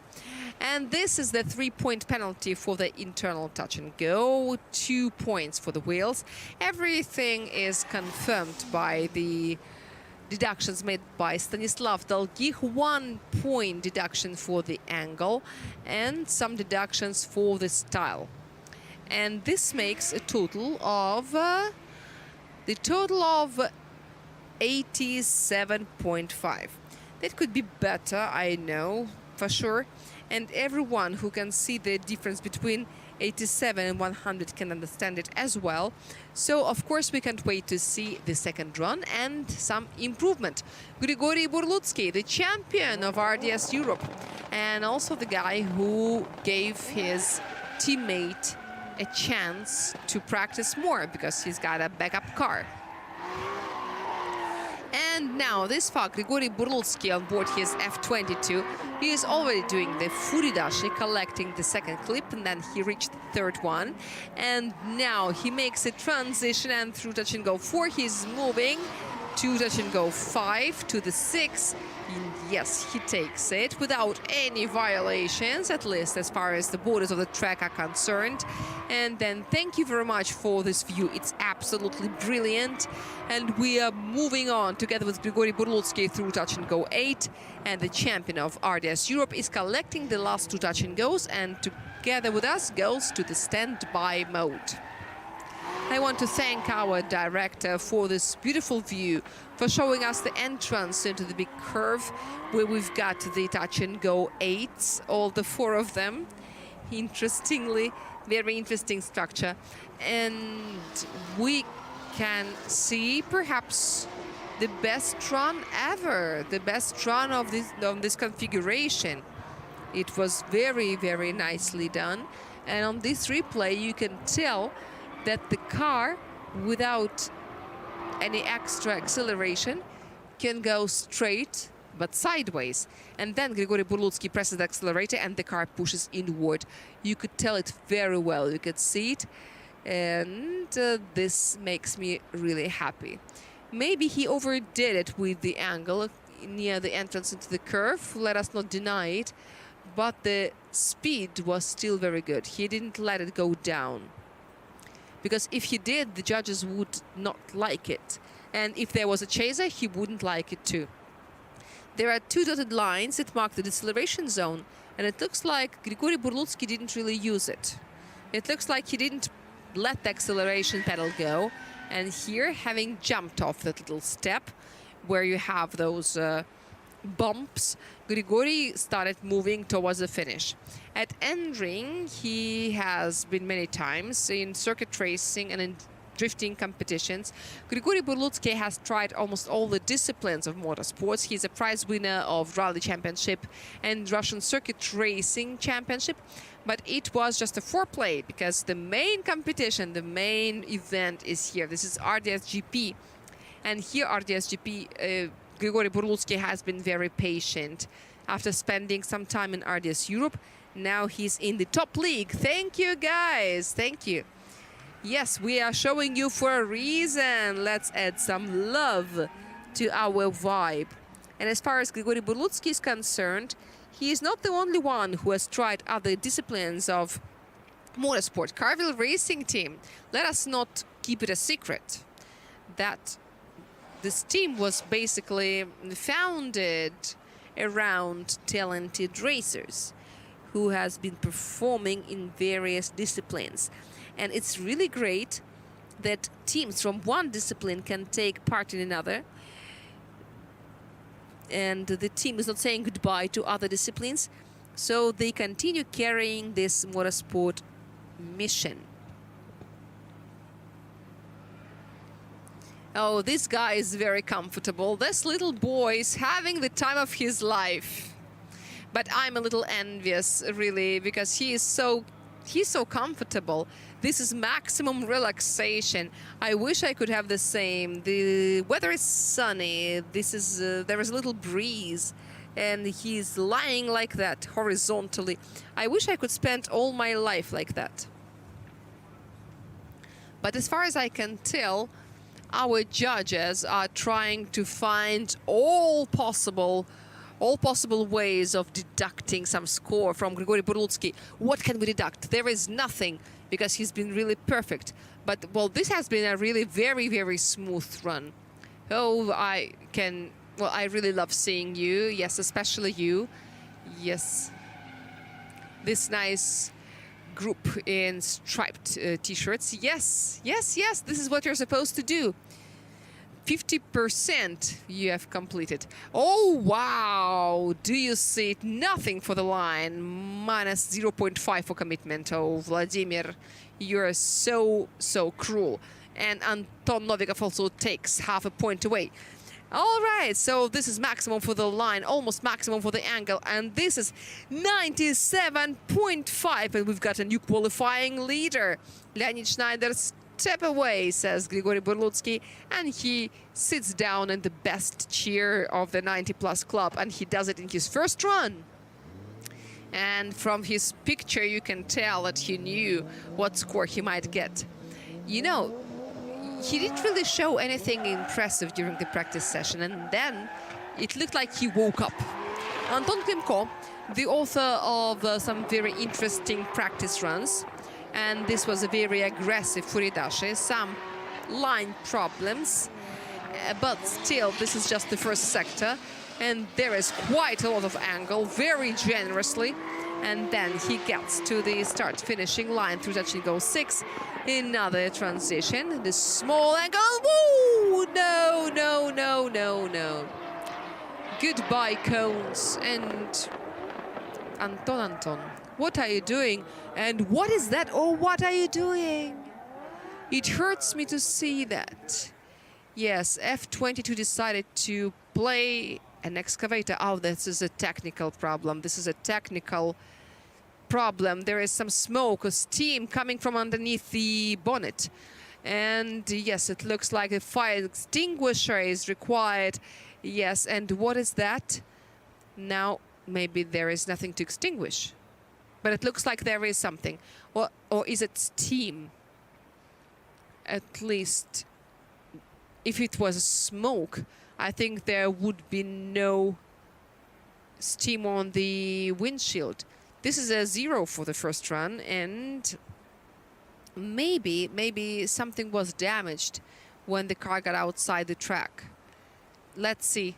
Yes, so here the thrust was lost, and the car stopped itself, straightened out, and Anton just couldn't do anything with his steering wheel because it came all of a sudden. He wasn't prepared. Whoa, whoa, whoa, whoa. Oh, it's so painful. It's so painful to see. It looks like the car just puked the gravel. First the car ate the gravel and then puked it out. As the pilots say, you should be very careful outside, otherwise you can have a full mouth of soil. And this is what happened to this car. It has full mouth of soil. Yevgeny Spirin, in a way, was lucky that he lost the thrust near the finish, because he might find himself in the same place. But thankfully, luckily, there is no serious fire. What is he trying to say? He is probably showing. Ah, yeah. Now I see. This is cooling system. The cooling is it the amplifier, and there's definitely some water splashing. First it was the amplifier, and then when the car hit the boundary between the gravel and the asphalt, the radiator was damaged. And you don't have that much time until the second run, but we've got the health group, because there is nothing to... There is nothing else to do. Okay, so now the race begins for the mechanics of Anton Klimko. He is in the second group, and he can do another run after the fourth group is done. And if we are correct, if we're not mistaken, he should have enough time, and we really help. He does with your bare hands. Come on. Oh, come on. It is so hot in there. I cannot look at that. Let's do a commercial break.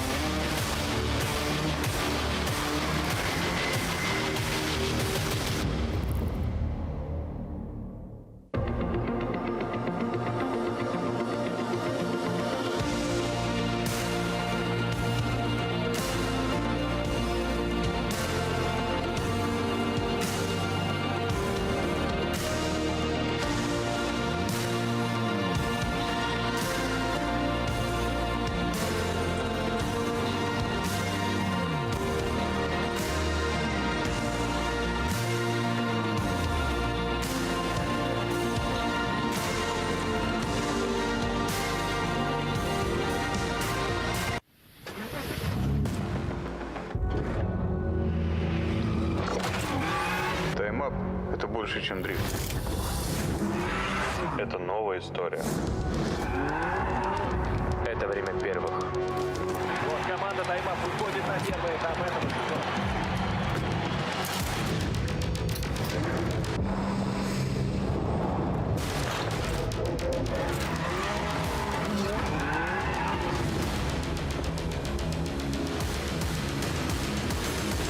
Тайм-ап.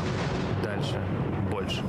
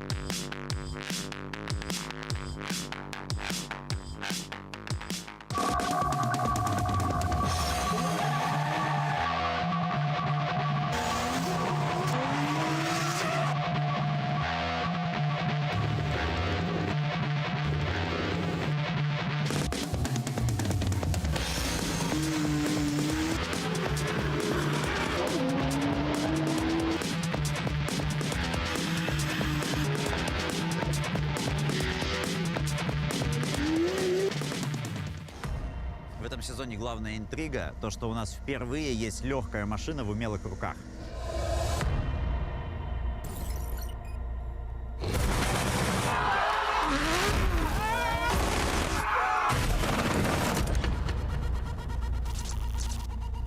Команды ищут лазейки какие-то в регламенте. Как близко, Антон,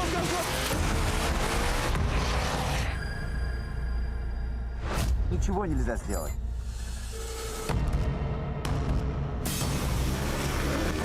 Мы будем делать все, чтобы стать чемпионами. И если команда-дебютант действительно станет чемпионами, это будет бомба. Какой удар! Происходит контакт! Крутить надо машины и понимать, что мы крутим. Тимофей, Антон Козлов, Чита Поповых.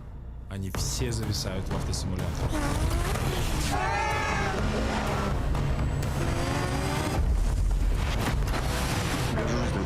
Легче ездится даже, чем на симуляторе. Можно судейский повтор и выход небольшой.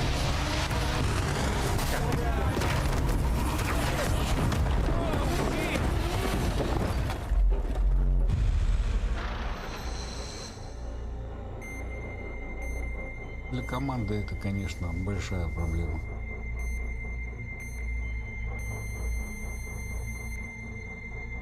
Чемпион. И кто же чемпион?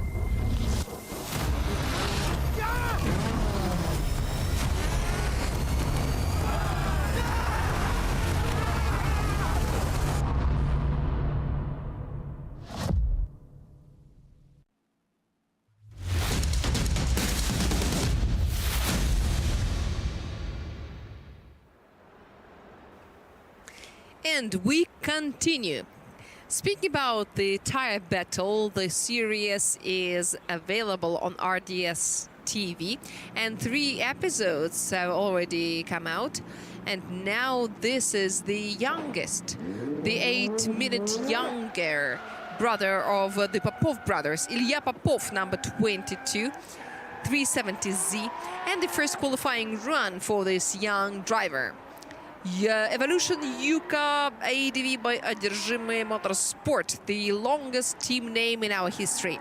Another touch is taken, and now he takes touch and go number 4, number 5. Well, great, and now with a little correction before touch and go 6, he reaches it as well, and then he works through the transition and he takes the curve. One wheel is outside again. I think the left rear wheel was definitely outside, and the left 3-point clip was ignored. Interestingly, he has been outside and he has been back in between 2 touch and goes. So he collected all the touch and goes, and if the wheel is outside in the touch and go area, then the touch and go also is not taken into account, and then you get the extra deduction. This is a nice and smooth run. As far as the corrections are concerned, sometimes there is some optical illusion because of the little step, because the car gives a little start, but the angle doesn't change. And generally speaking, it looks all very well, except for this touch and go 10, which is actually touch and go 13. It is 13 if you count them all by order, but there is a technical problem. The judges cannot use their tablet if there are 13 touch and goes, but it will be all fixed later. And then, according to our calendar, we've got the Gora Drive, and it is a very long track, and there will be lots of clips. And there is also one new cool tool that our judges can use. It's like a piano. It's a huge tablet with lots of different functions. So if you have ever felt confused in a cockpit of an airplane, if you're not a pilot, of course, and you try to see what is it, and you don't understand everything, and there are lots of buttons. So this is the same thing that I felt when I saw the interface of the judges' tablet. Maybe one day we will take a tour and the judges will tell us and explain to us what they press. And I don't know why you need this information, but it is always fun to look behind the screen and look backstage. Or maybe we can do it during the pre-race. Well, why not? But maybe not today, because today we will have very little time, because I can predict that we cannot finish the qualifying on time. We are obviously out of time, but we will do everything it takes to start at 3 p.m. with the opening ceremony, and then at 4:30 with the top 32 runs. And it will be the evening, and in the evening the grip is stronger because the sun begins to set and the asphalt begins to cool down, and many drivers have said that they have to do something with the pressure. Oh, hello, oh wow, look at this yellow racer. You see, you need to print a Z on this carpet. This is outdated. But Forward Racing S15001 is still with us. Wow, wow, wow. 3-4 touch and go, and I'm looking into the left-hand side of this scheme, and I see lots of white squares, and then I see -7.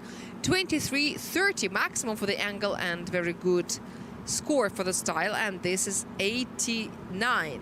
89 is very good, very close to the 90+ club, but well, you could see the potential. I did see the potential, and it's great that it is there. And now let's see what two-time champion of Belarus can show us. This is Sergei Sak, and he represents Autobahn IMOL team. He has practiced on board his S14, but now he has the Forward Racing S15. And this is the first run, the first attempt, and he begins it with the Furidashi. And oh, it looks like there is some problems with the touch and go too, and one wheel is traveling outside the white line, and then finally he gets the inner touch and go, which he couldn't do during the morning practice. And now touch and go 7, too much of angle. Something is wrong with the speed, perhaps. And in the meanwhile, Sergei is collecting the 8s, and then he runs towards the last sector. And yes, this is all very good. When I spoke to Sergei about his car adjustments, he told me that his vehicle was kind of running ahead of himself, because there was a very big incline of the wheel axis, and the car would respond very violently to any movement of the steering wheel. And perhaps Sergei Sak is a hostage of the situation. Now the situation looks softer, it looks more obedient, and for a while Sergei was admiring the settings of his car, saying that he's been waiting for it for at least 5 years to enjoy it so much. Now he says he's loving his Silvia S15. But unfortunately, there were some line problems. Firstly, the initiation was too aggressive, and as a result, the car slipped by the expensive touch and go number 2. And this was the beginning of the troubles that Sergei had in the first sectors. And then everything came back to normal. And here's an interesting thing about this new configuration.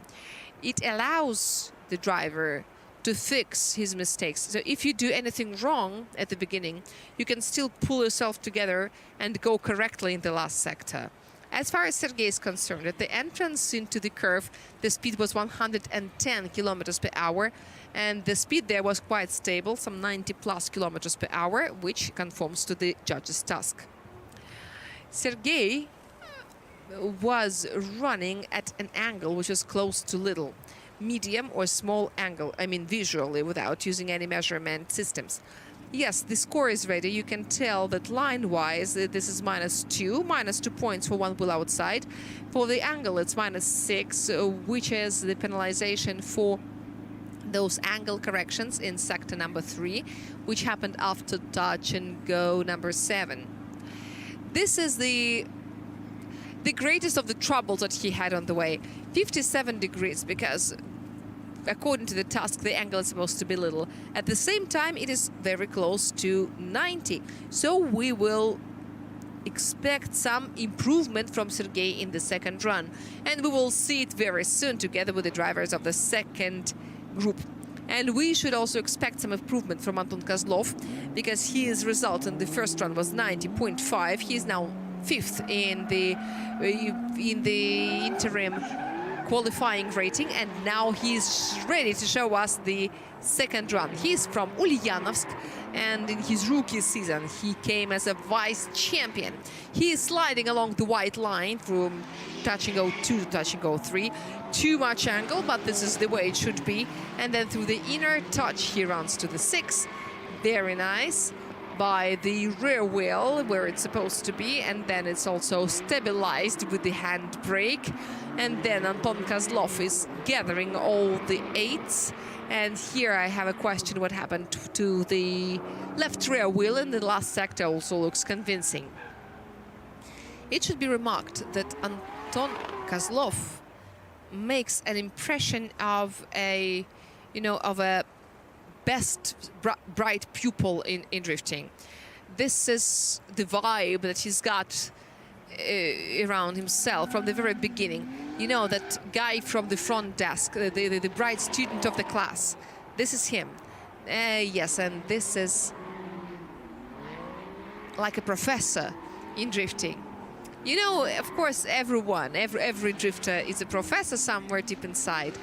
But, well, as far as his achievements are concerned, apart from being the vice champion of RDS-GP, he's a 2-time champion of RDS West/RDS Europe for 2 years in a row. And then after the second championship title, he was admitted to Carville Racing. This is the team that this year is celebrating its 10 years anniversary. This number, 2014, you can see on the Carville cars, is the year of its foundation. And the team comes from St. Petersburg. And Anton Kozlov also moved there from Ulyanovsk. He's like a labor migrant. This is the development of career that brought Anton Kozlov from Ulyanovsk to St. Petersburg, to the base of Carville Racing Team, where all the car manipulations take place, where all the tests are taking place. And this is the Shusharinka Autodrome, which also used to host some events of RDS-GP and RDS West, the junior series. And then the Autodrome came to such a condition that it became unfit for official competitions. But here you can see the pieces of rubber.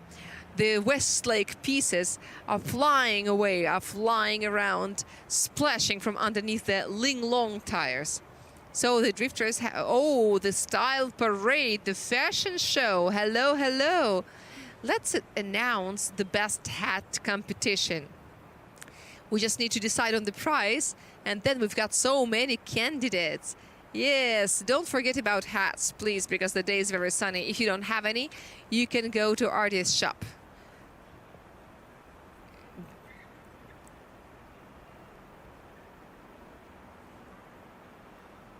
Okay, so Anton Kozlov and his speed. Let's check the speed.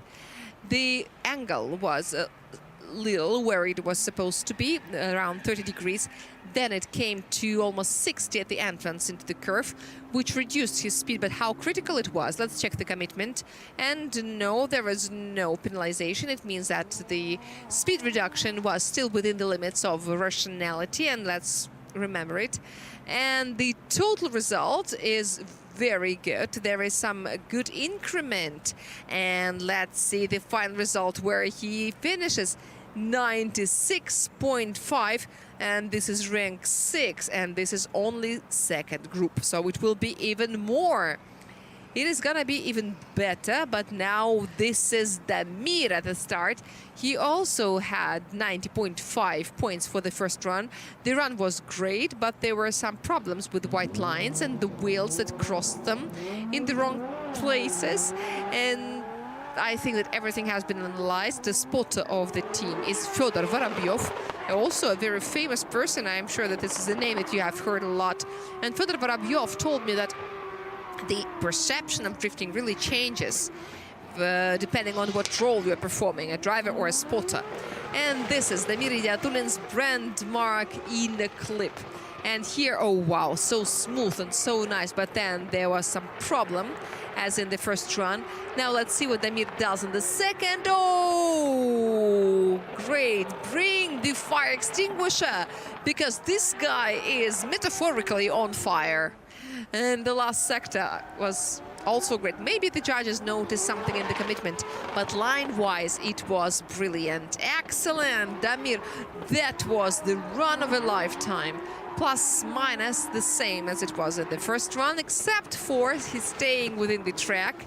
And it looks like he was having such a great time. He was enjoying it so much that he continued drifting even after the finish. And maybe this is the style in which he maintained until he reached his garage. This is called drifting outside the scored section of the track. That could also be penalized. Well, we don't know. Oh, okay, anyway. Please notice how interesting. All the drivers, without exception, make different initiations. This is like a transition-like initiation. This is a Japanese style initiation when you have to use the inertia. Look at this jump. Look at these jumps. These jumps is something that you cannot avoid because there is a little step on the ground. It is not very sharp, but there is some little fold. Some little folds in the destiny of drifters, or whatever you call it. Let's get poetic. Why not? Some poetic vibe. That was really great, but the stakes are really high because it's about 97.5 points of Grigori Borov. Oh, wow! Yes! Yes, yes, yes. And once again, he does it. He does it once again. 100. Yes, get it. Eat it. And this is the second group, not the third, not the fourth. Fresh Racing should make a video to the Oops, I Did It Again song showing all the 100-point runs of Damir, and he's got 3 in his career. And this is the first, and he is the first driver who has had the 100 points, and he demonstrated it was possible. This is not only possible, someone can do it even more than once. And this is Dmitry Yermokhin from Avtoban Aymol. I just cannot rehabilitate after Damir's run. And the judges just said there is nothing to count. There is just a lot to enjoy. And Dmitry Yermokhin, in the meanwhile, is getting one clip after another. There is a little mistake out there. We'll see it on replays. And then this is the 4th sector and the curve with 2 clips on it. A transition, sector number 5, and finish. We could now clearly see from above that there was a little rocking and some steering work that Dmitry Yermokhin did on the way. As far as Touch and Go 6 is concerned, I've got a little question. What is the smoke? What does the smoke consist of? I mean, the smoke that is coming from the tires of the drifter. Of course, the smoke consists of microparticles of rubber, and we could see how different it can be depending on the tire type. This year we have the Linglong, last year we had the Westlake, and if you walk along the track, outside the white lines, you can see that little crumbles, little particles of rubber that come from the previous tires. Yeah, so basically, the drivers grate the tire on the grater. And the smoke looks like a tail. It's like a tail of the car, the tail of these tires. And in some situations, you just want to tell that the driver takes a touch and go with his smoke. But of course, this is humor. This is all jokes. But, you know, it is really worth it because the smoke is white. The paint is white. And sometimes you cannot really tell. Come on, come on, come on, come on, come on, come on. Oh, does it count? It's more of a no than of a yes. It's like watching the same movie over and over again and hoping that the ending would be different. But no, no, no, unfortunately. Unfortunately not. Here, Touch and Go 6 avoided the wheel of Dmitry Yermokhin. It all depends on how you look at it. It depends on where you count and how you consider all of that. Let's check the speed. If everything works correctly, we are looking at drift dynamics in a different interface. It is 75 degrees of angle, 111 kilometers per hour.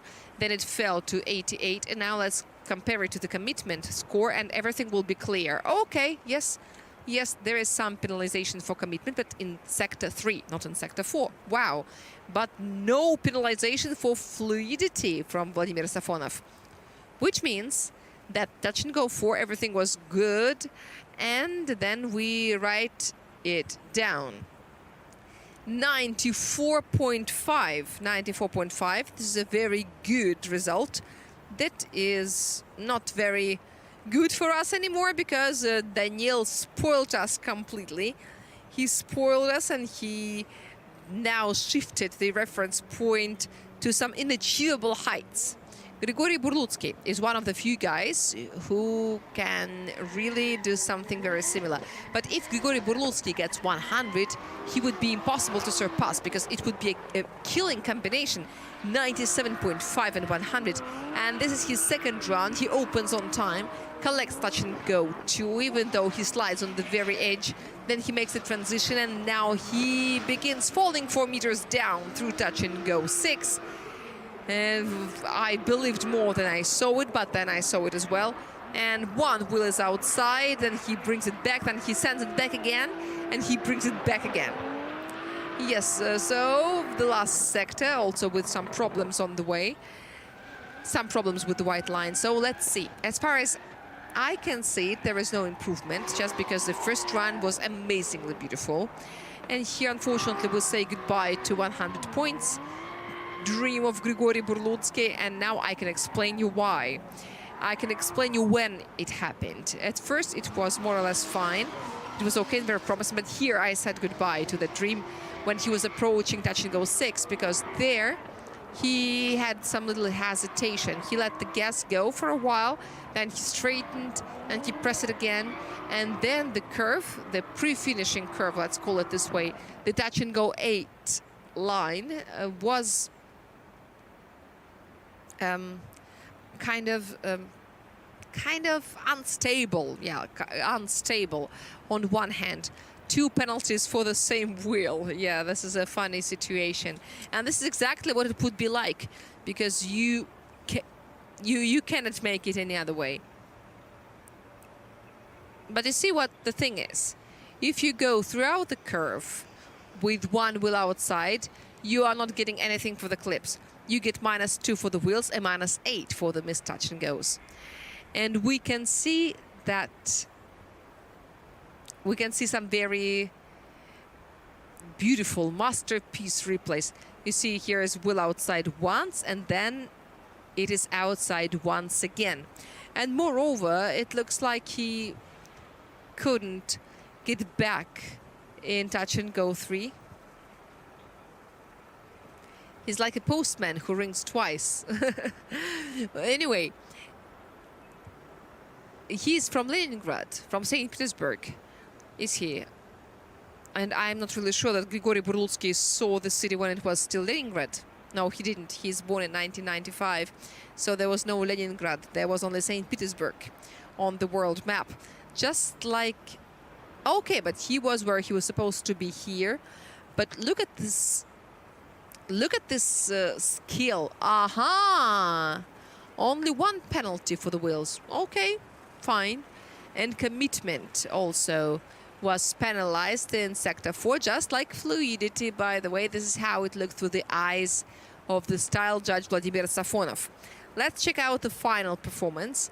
Of course, there is no improvement. This is 93, even though it's also okay. It is also fine, because the general impression is good. But we are so spoiled. We are so badly spoiled. 93 is not good enough for us. Of course, it was great. Of course, it was amazing. But we have to compare things. Volans, Nolans, you know, we want it or not. Of course, we don't want to compare things, but we have to. I'm trying to inquire about the car of Anton Klimko, but since we've got Sergei Sak at the start, Anton Klimko goes to the health group. So we wish his car good health. And we wish some strength of to the driver. Sergei Sak is about to do his second run.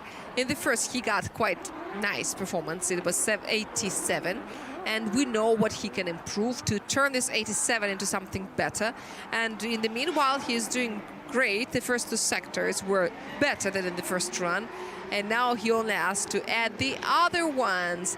And he's leaving touch and go 6 beautifully. And whoa, whoa, whoa, whoa, here there was a correction at the entrance to the curve.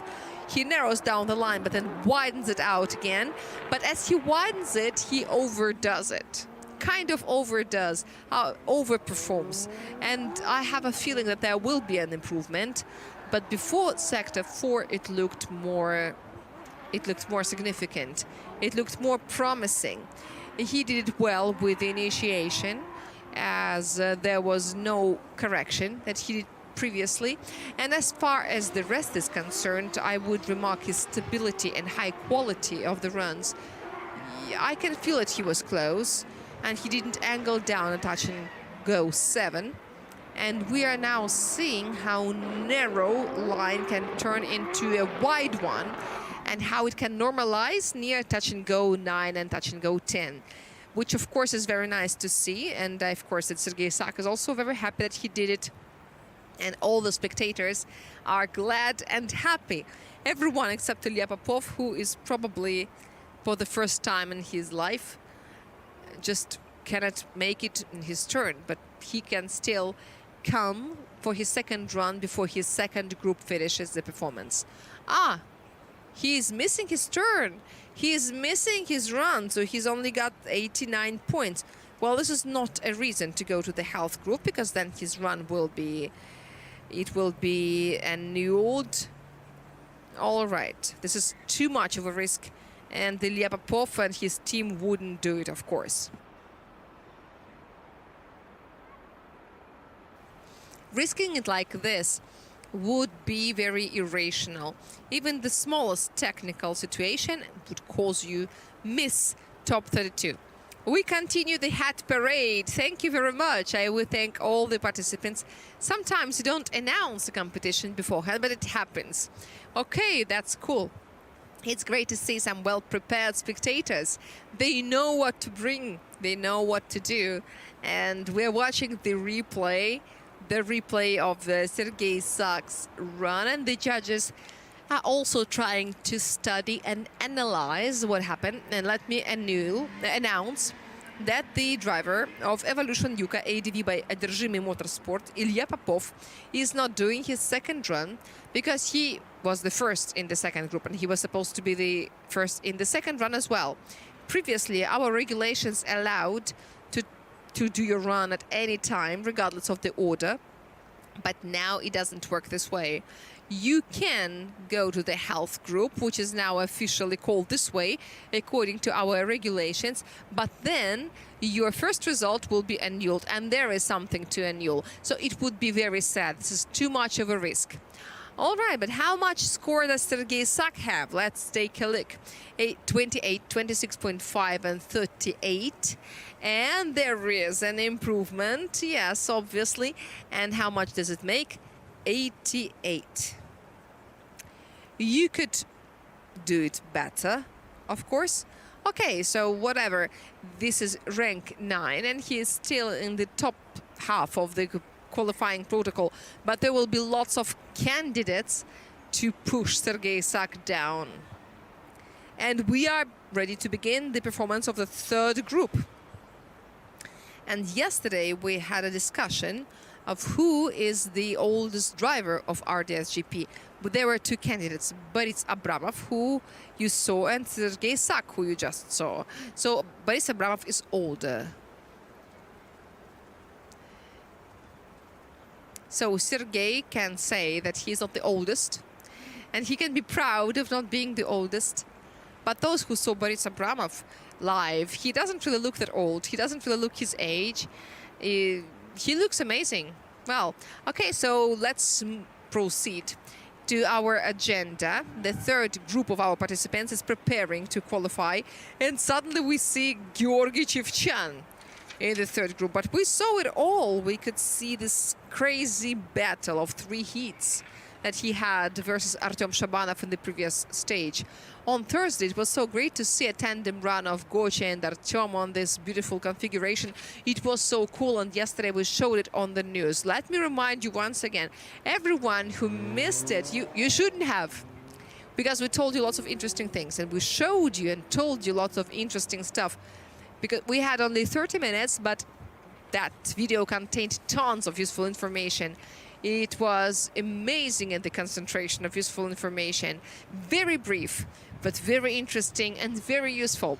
Okay, so the third group of our participants is opened by Nikolai Garkovenko from St. Petersburg. Here he is. Peter Fighter, it is called, and this is BMW M2F22. And it looks like our championships turns into a battle between St. Petersburg and Siberia. Oh, Anatoly Sherbak misses his first run. Oh, is he going to the health group? And what is the reason for missing it? Anatoly, we're waiting for some comment. Or maybe he's just playing truant, just for no reason. I don't know. Anyway, whatever. Who is beating our cameraman up? We are having a brain concussion because of that. Just leave him alone. Or is it wind? Yes, the wind is rocking the cameraman together with his camera structure. Okay, Nikolai Garkovenko is doing his first run, the initiation, and it was one wheel outside or not, but at least he didn't visit Touch and Go 2. And Touch and Go 3 is also ignored. Touch and Go 4 and 5, and then Nikolai Garkovenko is going 4 meters down, collecting Touch and Go 6, and then 7. And finally, this is time for this horizontal series of Sector 4. And in the next sector, he misses Touch and Go 5. Too many mistakes in the line, but I was really impressed by the way he collected Touch and Go's number 8. Because personally, I didn't believe that they would be all there, but well, on the edge, on the very, very edge. And let me remind you that Nikolai Garkovenko was a leader at Moscow Raceway, the last stage, and there were also those Schrödinger's clip points, and here it was the same, 1, 2, 3, and 4. There are some still questions about number 4, but Touch and Go number 10 is obviously missed. 114 kilometers per hour was the speed at the entrance into the curve, and the angle was almost decent, 55 degrees. So generally it looked okay, and speed-wise it looks fine. I'm speaking about sector number 4, which is of course quite a big problem for many of our drivers. And what is the reason for this line at the initiation? Let's check the speed. 126 kilometers per hour is perhaps too slow. But taking into the consideration all the specifications of this vehicle, I think this is more about the conscious decision of the driver. He thought it was right to do it this way, but I hope he changes his mind because he doesn't have enough inertia. And I also noticed that one time after another, after it was officially allowed to use the foot brake, many of the drivers started using this technique, which, by the way, allows you to control the position of the car on the track and keeping safe from getting out of the track. You could see that there was a big correction, which caused these abnormalities at the beginning of the qualifying. And this is the distribution of the score by sectors and criteria, and this is the result. 84.5. By the way, it is kind of more than I expected to see. I don't mean that I think bad about Nikolai, but when you see so many inaccuracies in one run, you don't really expect anything good. It's not that I think bad about Nikolai. I probably don't really believe in the kindness of our judges panel. I believe they're cruel and violent people. And when you see their faces, you will see what I mean. Maybe you forgot how they look. Only Vladimir Safonov can look like a good-hearted person, but then you see his score and that he gives, and you understand it all. Andrei Astapov from Yekaterinburg, and his car wearing the body kit that he designed himself, and this is the E92 that is very different from the other cars of the same team, even though the base is the same. Andrei Astapov is doing the Furidashi, and I thought that it was kind of stepwise, but we will check it through the dynamics. And now the line conforms to the criteria. And the angle is very deep. Well, good. And touch and go 6 is perfect without violations. And then he is running into the curve, and then he presses the accelerator at the right moment and generously covers the track with the white smoke. And this is the last sector, and I think that he also got the last touch and go. Let's get in the analysis mode. And what do we see in the analysis mode? Andreas Tapov didn't really abuse the angle here. He threw his car into a deep angle, and then with great pleasure he demonstrated this angle everywhere he could, everywhere he could do it, everywhere he was expected to do so. But in touch and go number 7, perhaps there was even too much of an angle, and there was some correction in the curve. Once again, you don't see it very well visually, but you see it in the graphics, because it was 65 degrees at the entrance. Then the angle reduced to 42, and then it rose again to 55. So this fluctuation is not okay, and at the same time, Andreas Tapov, in some incredible manner, managed to run at a stable speed. Sometimes the correction of the angle also causes some abnormalities in the speed, but it didn't happen this time. So it's getting more and more surprising. Perhaps this is due to the unevenness of the track, of the ground. And this is the reason, because maybe these little uphills and downhills could influence the behavior of the car. And there was a correction before the last transition. You could see the body of the car giving a little start, and that would be noticed, and that would be penalized by Anton Novikov, the angle judge. There is nothing we can do. But still, Andreas Tapov showed us a beautiful run and a beautiful performance. Once again, the drivers keep proving that we don't have any weak drivers in our championship. All of them are great. And these new configurations bring a new challenge. This is an indicator that shows who is who. This is exactly what we thought. And you are still beautiful, our dear spectators, and especially I'm speaking about the ladies. Oh, wow! This is maximum for the line, almost maximum for the angle, and almost 1.5 for commitment. Wow, and this is, and I want to say attention. Let's see, 97.5. This is not 100, but this is still very, very good performance. Wow, this is a chance. We have seen something similar today. 97.5 is the score of Andreas Tapov, and this is Maxim Grossman representing Irkutsk. Time up, Toyota Supra. Toyota Mark II, sorry, Toyota Mark II JZX90 Japonchik. Maxim Grossman, his Toyota Mark II, and this is the initiation. And he's sliding along the white line very beautifully and gracefully, collecting the clipping zones in the first 2 sectors. And it's 4 and 5 as well. There was a little question. We will see it from a different angle. And I think the judges also feel like doing the same. And now this is time of the curve. And the touch and goes number 8. And the last transition, no, this is not where your wheel is supposed to go, but the most expensive clip in Sector 5 was taken. I think Maxim Grossman is the only driver of Time Up who avoided any global technical problems, because Artem Shabanov yesterday had everything ruined. Everything around the drive shaft was absolutely destroyed. Leonid Schneider had some problems. Leonid Schneider also had some problems with the transmission and then with his rear subframe. And Maxim Grossman is the only one who didn't have it. He only had to fix his front bumper, which is a very small thing. He just used the white tape. And that's it, just like putting a band-aid on a scratch.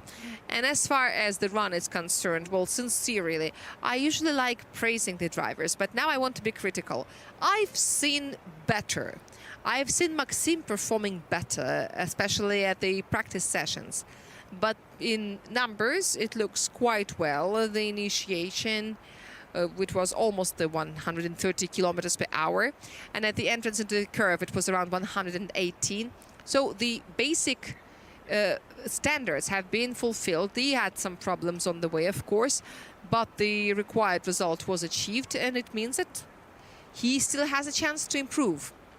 And we can also notice that on the way from touch and go 4 to touch and go 5 and touch and go 6, the cars can behave, the cars of Maxim Grossman, Leonid Schneider can behave very differently. The same cars, the same technical specifications, but different adjustments and different drivers. Maxim Grossman's car is harder in suspension. It responds less to various manipulations. Oh, wow, it's so great. Yes, the inner touch was taken. Half a point was deducted for the last sector. There's a fluidity and commitment also penalized, and -2 for one wheel outside. And it all makes a total of 95. Maybe we were a little critical about Maxim, but he performed very well. 95 points for the first attempt is good, but I believe that he can do better. I just believe in something better. Damir showed us how better it can get generally, but let's see whether anyone can repeat this great performance. On one hand, it's hard to believe, but on the other, you know, these guys can work miracles, and we've seen it many times. Now the record breaker in the number of events at Nring, 14. And also Nikita Shikov is the only driver who hasn't missed any official event of RDS. And this is the first run of Nikita Shikov from Carville Racing. Perhaps one wheel was outside a little bit. And another question I want to ask about touch and go 5. About touch and go 6, I have no questions whatsoever. And the problem here, he goes very widely and then he screws into sector number 4 and he collects touch number 4 with some little violation. And then, yeah, when you say that there are no violations, half of a Supra is outside the white line. But well, things happen. And what we can also remark is, if we look back, during training, Nikita wasn't very lucky as well. He didn't perform very well during the practice sessions.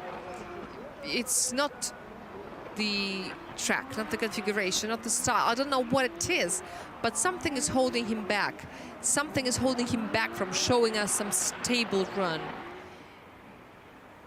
So maybe he should try harder to get those resources and to show us some high-quality runs.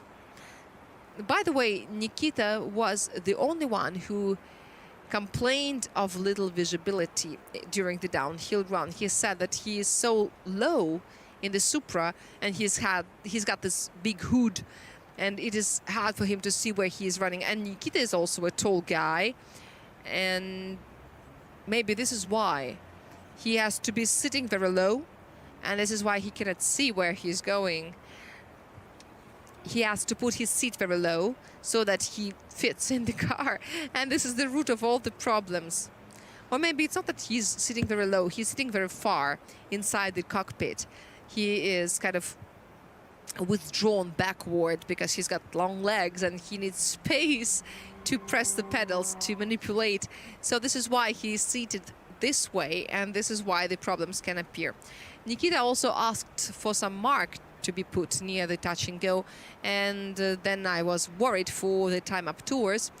But, well, there is a cone, there is a traffic cone, and theoretically you can use it as a landmark, but as Evgeny Losev said to me, they are all standing in a line. But in numbers, the performance is quite okay, but the commitment, you can see that there is some penalizations for commitment deductions made by Vladimir Safonov, and also -1 point for fluidity in sector 5. And it makes a total, quite a good result, of 94 points. All right, but this is only ninth line of the rank. Perhaps I need to reset my internal settings, because after the Mir's run, everything looks bad. Nothing looks like wow. Because when you see something perfect, you see everything differently. Georgy Shevchan, the reigning champion, 4-time champion of Russian Drift Series, absolute leader in the number of victories, and in Nizhny Novgorod specifically. And this is his first qualifying run in this new reality when everything is upside down or inside out, depending on how you look at it.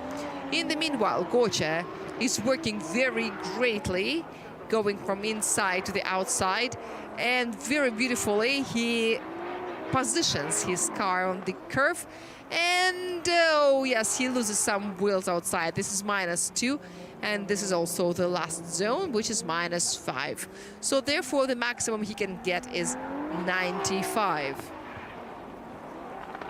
This is one of the obvious things that you can tell, that you can see with the naked eye, because the line is something you can see, and there is a very serious trap in the line, especially for the drivers with little experience. When they're trying to get into the squares, no matter what, they break the line, they break the style, and they lose even more. This is why more experienced drivers, when they see that there is no chance for them to get a clip, they just try to maintain the fluidity, and they try to keep more style points, sacrificing the angle lines, because the style is the key. The style is the thing that makes the drifting so beautiful. This is the thing that gives you goosebumps, that makes your heart beat, that makes all these emotions, that makes you open your eyes and feel this adrenaline and other biochemical things. In some situations you even scream, as we did after the run of the Mir Diatulin. But now what we can see, and what I can remark, is that the 400Z likes angles more than the S15. Perhaps this is the specificity of the car, but acceleration at a medium angle is a superpower of Silvia S15. How do you feel, guys? Oh, I like the cats on your t-shirt. It's amazing. All right, so this is -2 for the wheels. Okay, by the way, there is no penalization for TG10. This is something that we need to remark. So it's 28 out of 30. And what else is left? Some peanuts. And this makes a total of 94.5. This is half a point better than Nikita Shikov. So this is the battle that begins. 95 but not 100, and less than 95. And now they will begin pushing. They will begin slamming each other. This is usually in about 80-90. Now it's in 90+, because the drivers have gained so much experience and so much skill that their performance is continuously improving. Another driver of the super long-named team, Evolution Yuka ADV by Одержимый Motorsport, Vladislav Popov, the winner of one of the stages of the previous season. The driver who here at Nring made his first breakthrough in his career by getting in top 8 1 year ago, and this is the first qualifying run, and I already have some questions to the line. He reached touch and go 6th, and he made a transition that wasn't too sharp, and now he begins sector 4. By the way, he works through it very beautifully. Sector number 5, no, and last clip avoided the contact with this young driver. But in the line, I think there are more questions than answers. This is a humble angle at the initiation. Touch and go 1 is taken, and the second and the third are not obvious. And then everything came back to normal, starting from the 4th, 5th, and 6th. It looks more harmonic, even though the line was a little bit too narrow, and then he hardly got number 6, and then this curve is beautiful. This is just excellent. And I remind you that the 350Z is a car that's slightly longer than 370Z, which makes it more stable in these long curves. We've got 3 generations of Nissan Zs, 350, 370, and 400. And we need to check them whether they are also distributed age-wise. So the youngest one is driving the oldest car, and the oldest of the participants is driving the freshest of the cars. But no. Arkady is older than Chevchan. Okay, so anyway, I'm sorry. The theory didn't work. I just suggested, but it would have been fun, just for fun. But 400Z and 370 are very close together. And we continue enjoying this beautiful run on the very, very line, on the very, very edge. This is what Vladimir Safonov always wants to see in every run, not to deduct anything. And this is what Vladimir Safonov, this is what Stanislav Dolgich doesn't want to see, because he also doesn't want to make the 3-point deduction at the very end of the scored section of the track. Even without it, Vladislav Popov had enough adventures in the first run. I really hope that in the second he improves it and that he corrects the mistake that he has done. But why is he vibrating? Is it the aerodynamics?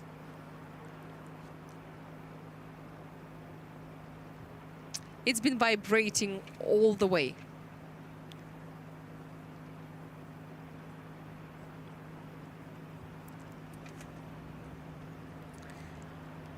All right, so we are ready to see the results. Anyway, we are waiting for the results. And this far, we don't have anything else to do but to wait. We can also take a look at the graphs, but there is no extremities. Everything is more or less average. Some little corrections, of course. And on the way to touch and go 6, there is a correction. And there is one on the way to touch and go 8. And there is a little, some little details. But then we will see how they look through the eyes of Anton Novikov, who is supposed to convert it all into some score.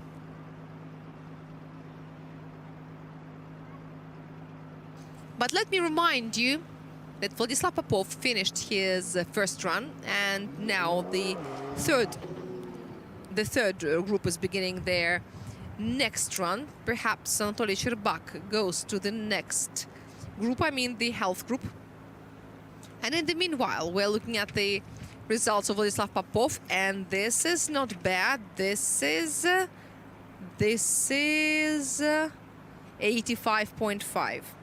Of course, this is not 90, quite far from 90, but that's okay. That's okay. The second run is given us for a purpose. And this is the driver who made us worried, who made us ask where he was.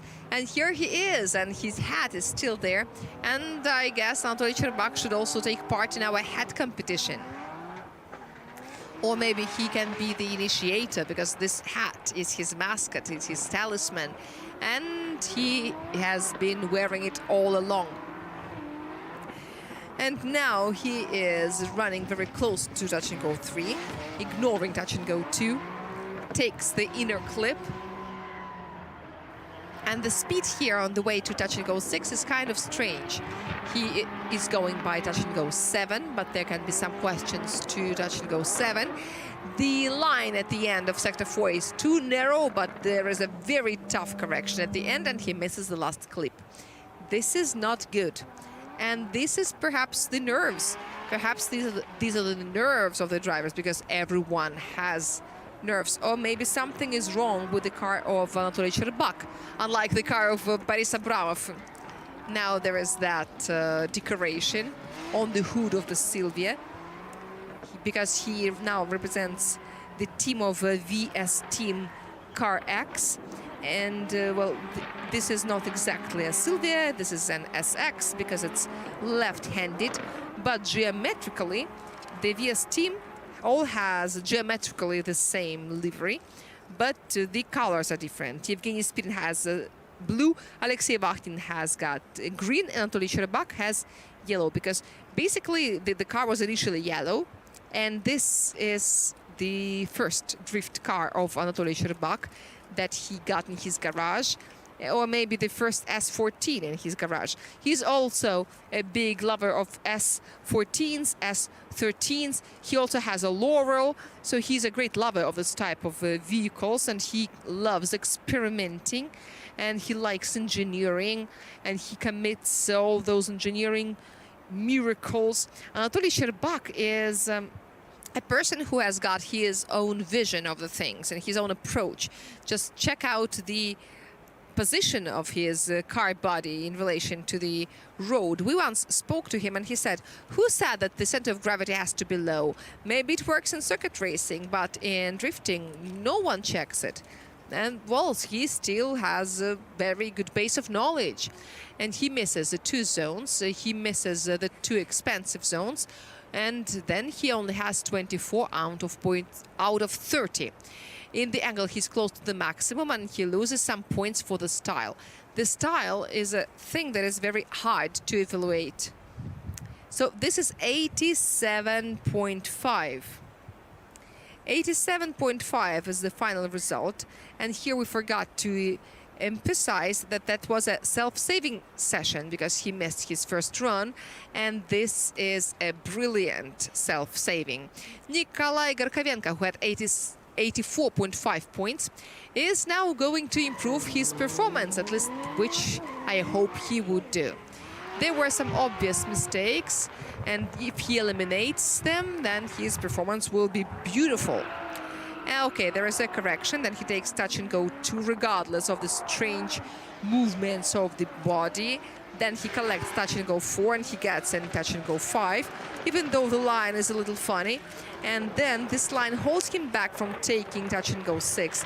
Then he makes a transition before sector number 4, and with no angle troubles, he continues through sector 4, and then he makes a sharp transition into sector 5, and then he takes the last clip, but he was on the very edge. But it was enough. And now I understand what these cars with a slightly bending bumper remind me of. They look like a cheerful dog that is looking outside of a running car and against the wind. And as far as the run is concerned, Nikolai Garkovenko should record this run into his assets, into his record book. But it was not perfect indeed, because we could see him ignore touch and go 6. The car really wanted to take it, but he held it back, and it wasn't taken, because this is also an important clip. It costs 3 points. 68 degrees was the angle of the initiation. Then there was a correction, then another one. So this is not encouraged, and this is not something to be proud of. These are the angle fluctuations that need to be eliminated, because it doesn't work this way. Unfortunately, there's also another correction on the way to touch and go 6, and perhaps this is a reason why there was such a big correction in the line. And this is the correction. Nikolai Garkovenko adds more angle, and then he pushes off touch and go, directing his car directly to touch and go number 7. But touch and go number 7 is... you're supposed to take it anyway, because you are not relieved of the responsibility of taking the other touch and goes. But we've got 4 expensive clips, and these are the key attention points for the judges. Why it's so important? It's not only because the configuration is new. It's only because when it gets to tandem runs, being close in the expensive clips is a factor that may be more important than the same chase run. So you take a look at the proximity, and it's more or less the same. But one driver was closer in the expensive zones, and the other was closer in the cheaper zones. And then the judges will make their decision in favor of the first one. And there is no angle penalty in touch and go 3. Interesting. So it means that it wasn't very significant. Not as significant as it looked. And this is 92.5. Well, a great improvement. You could tell that there was an improvement. It was obvious, even though we concentrated on the negative parts of it. But the main task was to show the final performance. And the final performance was generally better than in the previous run. Andrei Astapov, who had 97.5, was very good, but we believe that this guy can still improve his performance. He's been in Lukoil Racing with team for years, and this year he is All the drivers of this team are driving E92s, and Andrei Astapov is initiating, presses the accelerator, and if he touches the touch and go 2, then he hardly does it. But if there is a touch, no matter how big or small it is, it counts. Then he works through touch and go number 5 with very deep angle. It is also our only inner clip. And now this is time for sector 4 and touch and goes number 8, and there are 4 of them. There's a bunch. And then the last sector, and yes, I've got questions to the last clip. It looked like he did touch the touch and go number 10, and we are now watching and analyzing, trying to look at the 2 sides simultaneously like chameleons. And we can tell that the beginning of both runs was similar style-wise, but line-wise it wasn't that perfect, because the car gives a start when it's moving downhill, and then in the curve, in the pre-finish curve where the touch and goes number 8 are, he makes some hesitation, he slows down. You could see it in the last transition. And that is the reason for what happened in touch and go 10, when you don't know whether he got it or not. And now when we see the replays of 2 runs simultaneously, it looked like the wheel was there, like the wheel was on the line, and you could tell that 2 of the front wheels just got off the ground. That is called the wheelie, and that is called very hard stabilizer. By the way, I've got some interesting information. Andrei Astapov is the veteran of Lukoil Racing Drift Team. He has been there longer than any other. And I also wanted to say that if anyone thinks that Andrei Astapov is a young and promising driver, I've got bad news. Well, of course he's young, but he's 44 years old. So he is, and this is his 44th event in Russian Drift Series. And he is, well, he is turning, he's got what, 30 out of 30 for the line, 29 for the angle, and 38.5 for the style. Wow, there is an improvement, or not? This is absolutely the same, exactly the same. 97.5 for Andrei Astapov for the second time. Okay, stability, this is skill. I really wanted to see 98.5, but the calculus is against me. He's second, but this is the James Dean stability, when he managed to do 2 runs in a row and he had 97, I think. Maxim Grossman is coming. He is a man who can also get into this leaders cohort perfectly. He had 95 points for the first run. He definitely deserves it. And here we go, here we run, here we start. Toyota Mark II wearing the time-up livery in the initiation area. And Maxim Grossman is opening up very aggressively and nicely, and he holds within the limits of the track. And then, yes, he did touch and go 3 and 4 and 5, and he almost falls into a deeper angle where he was supposed to gain speed. We'll check the graphs later. Touch and go 7, and Maxim Grossman has to meet the sector number 4, and he is doing very well. That was a nice meeting. And then finally, the last sector number 5. This is the finish, and we can't wait to see the finish. And now let us enjoy the replays. At the beginning of this qualifying run, he was 7th, and his result was 95 points. Amazing. I really love the way he is doing. I really love his drifting. The first curve is so good, so clean, and so spectacular.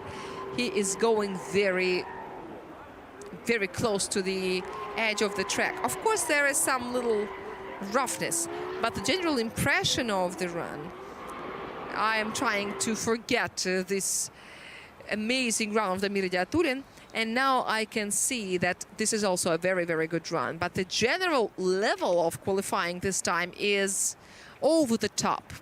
And there is one more group with the leaders of the personal standings. What are we gonna see there? This is just unthinkable. And Maxim Grossman has accelerated quite well in this near the entrance into the curve, and it caused the angle growth because he had to get there. But Maxim didn't let his car fall into a very deep angle. You could tell that he was stabilizing it with the handbrake, trying to fix the angle, trying to keep it average, and he almost did it. And also the speed, he managed to carry the speed throughout the fourth sector. But what was there during the downhill run when the speed was falling? The speed was falling from 76 to 57 kilometers per hour. This is a serious speed loss in the sector where no speed loss should be, because the deceleration is up there. It is up there and it is over there. There is a dotted line to mark it, but nevertheless, there is no penalty for that whatsoever. And this is only -1 for commitment, but I think this is the smallest thing that he could get, because, well, it could be much worse. Vladimir Safonov could be much more mean with that. And at the end, he only loses 3 points and gets the result of 97 points. 97, and this is how he takes off to rank 4. Yes, 97, 95 and 97. This is a great combination. 97 goes to the line where we write the final qualifying result. And now let's say hello to Nikita Shikov. His first result was 94 points and he is already in the 90-plus club. And we can't wait to see what he's got to show us. He is almost doing a backward, but probably made a mistake and he missed the expensive touch and go too. Whoa, whoa, whoa, this is very good. He collects the inner clip and then he covers everything, the entire universe with smoke. I don't know whether one wheel was outside. We will check it out later. But then here at the entrance into Sector 4, it was good. The line was a little bit too narrow, but he still collects all the clips. This is a very, very good pace. Very good speed from the entrance to the exit. Very nice. 31.7 seconds is the total duration of the run, which is very good. But Astapov was faster, 29.7. He decided to play the backward and he almost lost in this game. But then he only missed one zone, one touch and go, number 2, which is, of course, expensive because it costs you 3 points. But then later, Nikita Shikov completely corrected his mistake. Even though he looked a little bit anxious here in half of these touch and goes number 8, which replaced the big outside clip. And let's see it once again. What happened with the angle? Now I have no data yet, but I checked the speed of Damir in his second run, which is 100 points, and the system says it was 26.9 seconds. I cannot tell you that this is definitely the fastest run, but I'm sure that he is very close to the fastest. As I scrolled the results, I couldn't see anything more impressive this far. There was... Yermohin has 26.4. Ah, no, but it doesn't count. It doesn't count because he was going back. All right, anyway, 81 degrees was the peak angle at the initiation. Then there was correction to 54, then 72, and so on and so forth. So this is not brilliant, but the beginning was great. 117 at the beginning of the curve, then some over-angling, but, well, there was some, and the speed was also fluctuating. We should remark that Nikita Shikov has got one of the smokiest cars of our championship. He can compete with Andrei Astapov in the amount of smoke. Andrei Astapov, marketologist, should make some records now. And that cat should also take part in our competition, in our hat competition, because it is wearing something like a hat, isn't it? All right, touch and go 2 was missed, and this is the cruel -3, and the rest looks quite okay. There is some little deduction for the style, and that makes a total of 92. That was a solid second run, but there is no improvement, and we can tell why. We can see. So not so much left. There are only 2 participants of group number 3, and then there is a group number 4, the leaders of the personal standings, and now Georgy Chevchan, who had 94.5 points, and now this result looks kind of average. But he is 4-time champion of RDSGP. On his second run, he makes an initiation and slides along the white line. Wow, it's so cool! Then the second outside clip, and here is the third one. Then he makes a transition, also perfect. Then he presses the accelerator. The line is very interesting, very typical. He's trying to smoothen out the exit to maintain more speed in this sector. And this is the 4th sector, and yes, he pushes off the touch and go, pushes inward, almost misses 2 clips. And I also have some question about the last one. So at the beginning of the qualifying, Georgy Chevchan was on the 9th rank in the overall rating. This is how much value the score has lost. At first I thought that something scary was happening, judging by the reaction of my fellow commentator and the audience, but no, on the opposite, he is performing very well. And it looks like the 400Z is manifesting its character. And Georgy Chevchan has to adjust his style. He doesn't miss that clip, obviously. And we're watching the replay once again. This time we're looking at it from above. And we can observe how carefully along the line Georgy Chevchan is running through the first turn until the first transition. And just look how interestingly and how smoothly the 400Z is responding to the turn. So there is no correction. And the steering wheel is not trying to escape from the hands of the driver. But Gocha is very good at controlling his car position. We could see during the practice sessions. And now you can tell that I thought it was his style first when he gets in touch and goes 6, but then immediately he shoots into the next transition. But if he does the same in the tandem runs, then if he's formally following the task, it would be a very hard thing for the chaser to mimic. It is very hard to mimic. And I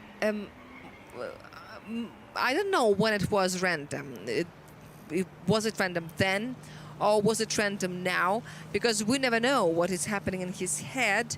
If we knew, perhaps we would do the same and also achieve something. But now we are only watching and enjoying. No questions for the line, no questions for the angle, only some little questions for the style. By the way, in commitment, which is surprising, but not in Sector 2, by the way. And this is the total result is 98.5. This is not 100, but this is still a lot. And Gocha takes off to the second rank, taking the place in the by-run zone. I suspect that whatever what happens next, Damir Diaturin will not lose his place in the by-run zone. But what happens next? Well, everything can happen. What if we see 4 results plus Anton Klimko? Well, you never know. And we can't wait to see. And now this is Vladislav Popov from Evolution Yuka ADV by Одержимый Motorsport. He's in touch and go 3, then he makes a transition. Here it works automatically, almost automatically, and he's doing it very well. And now he is very close to the white line. And then he works through touch and go 7, and he almost loses one wheel outside the white line. However, he collects all touch and goes number 8 and the last 2 clips as well. I remind you that the first attempt of Vladislav Popov was 85.5, not the best run ever. And this one is obviously better, especially looking at the current judging tendencies. I think that this is a 90-plus kind of run.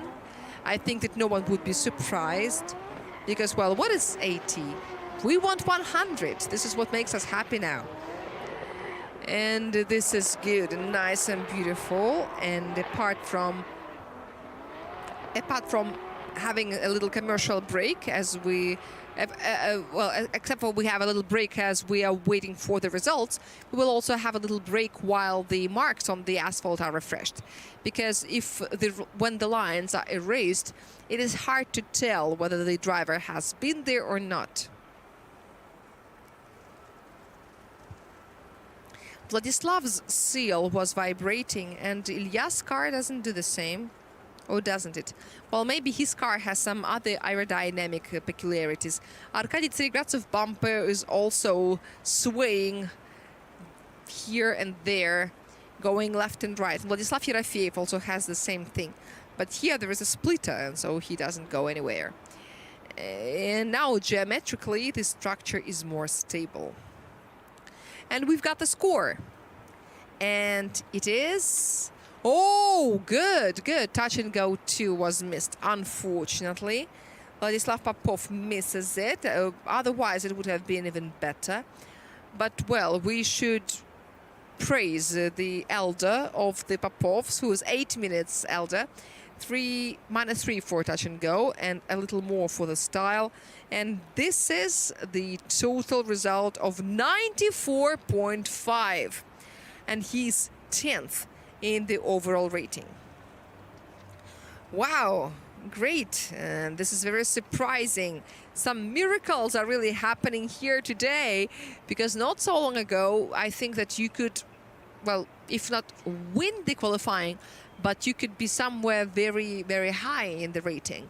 And here, this is only top 10. And there is one more group left, and this group really knows good drifting. As far as I can understand, the third group has said its word, and we are waiting for the fourth group to appear. And now we make a little commercial break.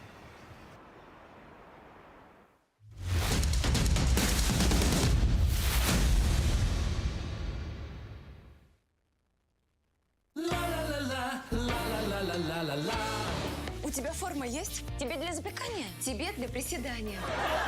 Попробуй. Вот так вот. Итак, пробное занятие понравилось, но на абонемент копите накопительный ВТБ счет. Регулярно пополняй и накопишь на 16% быстрее. А почему еще не в форме? Крутим долг. А копим быстро. Откройте накопительный ВТБ счет со ставкой 16%. ВТБ. Вместе все получится.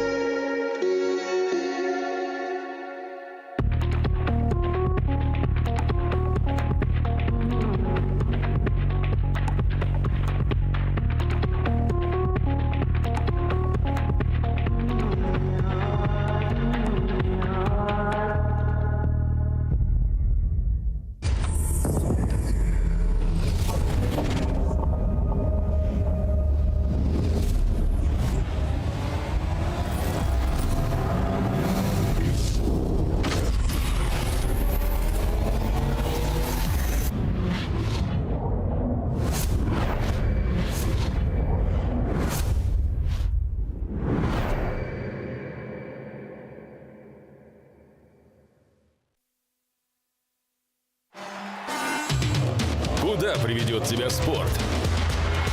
К экрану? К любимой команде? Или в спортзал? К клавиатуре? На ринг? Или на стадион?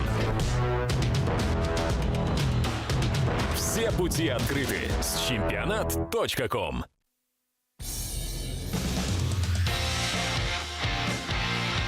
Если радио, то максимум. Вы все время в движении? Читайте Автомейл.ру. Это портал про автомобили и для автомобилистов.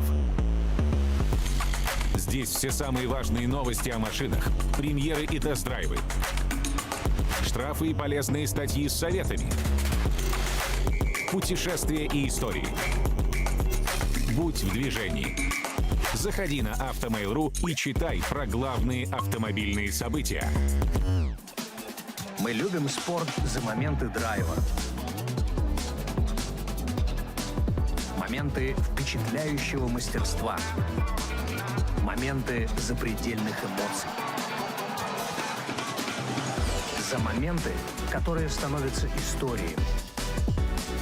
Мы соединили моменты спорта и истории, которыми они становятся. И все для того, чтобы делать спорт лучше.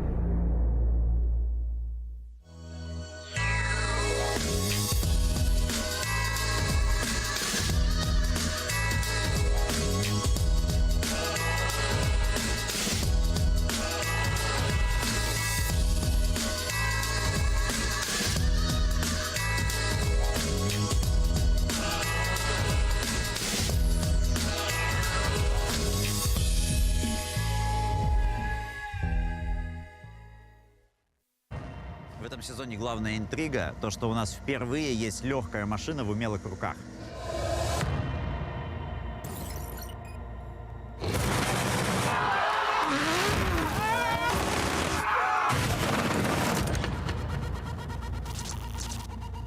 Команды ищут лазейки какие-то в регламенте. Как близко, Антон,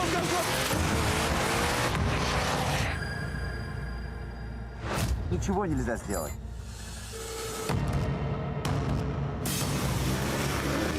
Мы будем делать все, чтобы стать чемпионами. И если команда-дебютант действительно станет чемпионами, это будет бомба. Какой удар! Происходит контакт! Крутить надо машины и понимать, что мы крутим. Тимофей, Антон Козлов, Чита Поповых. Они все зависают в автосимуляторах.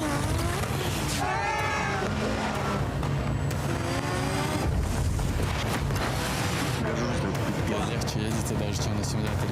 Можно судейский повтор и выход с другим большой.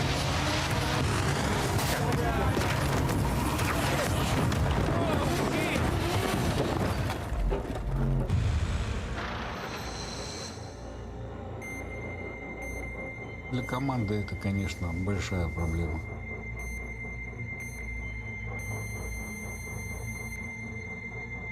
Чемпион. И кто же чемпион?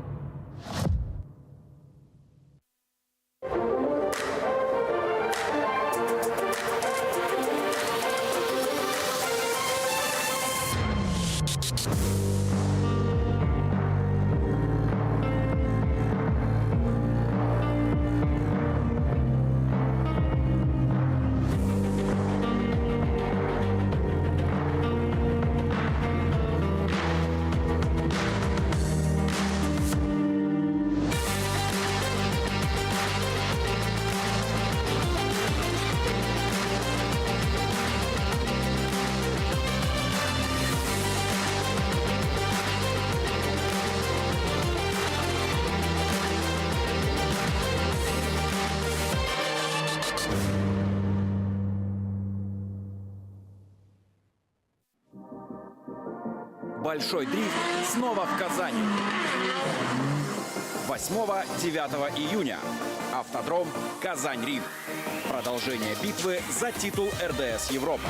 Билеты на сайте tickets.drifte.ru.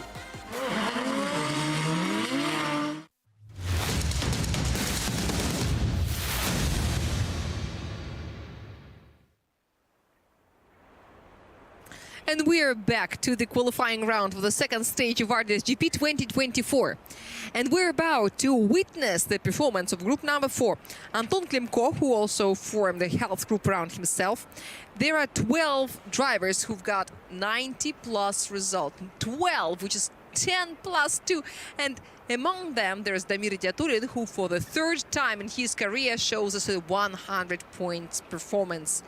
This is amazing. These are the miracles that happen at this configuration of the Nring circuit. And now, once all the marks have been renewed while we were watching the commercial break, everything has been made ready for us to watch the performance of the leaders. By the way, what is interesting, in the first place of the qualifying rating, we've got Damir Idiatulin, and on the third place, there is Andreas Tapov. And what is interesting is that both of them have had the equal number of stages in their career, 44. And between them, there sits Georgy Chuvchan, who broke them apart, broke these two veterans apart from each other. They should celebrate the 50 events together, but this is about to come.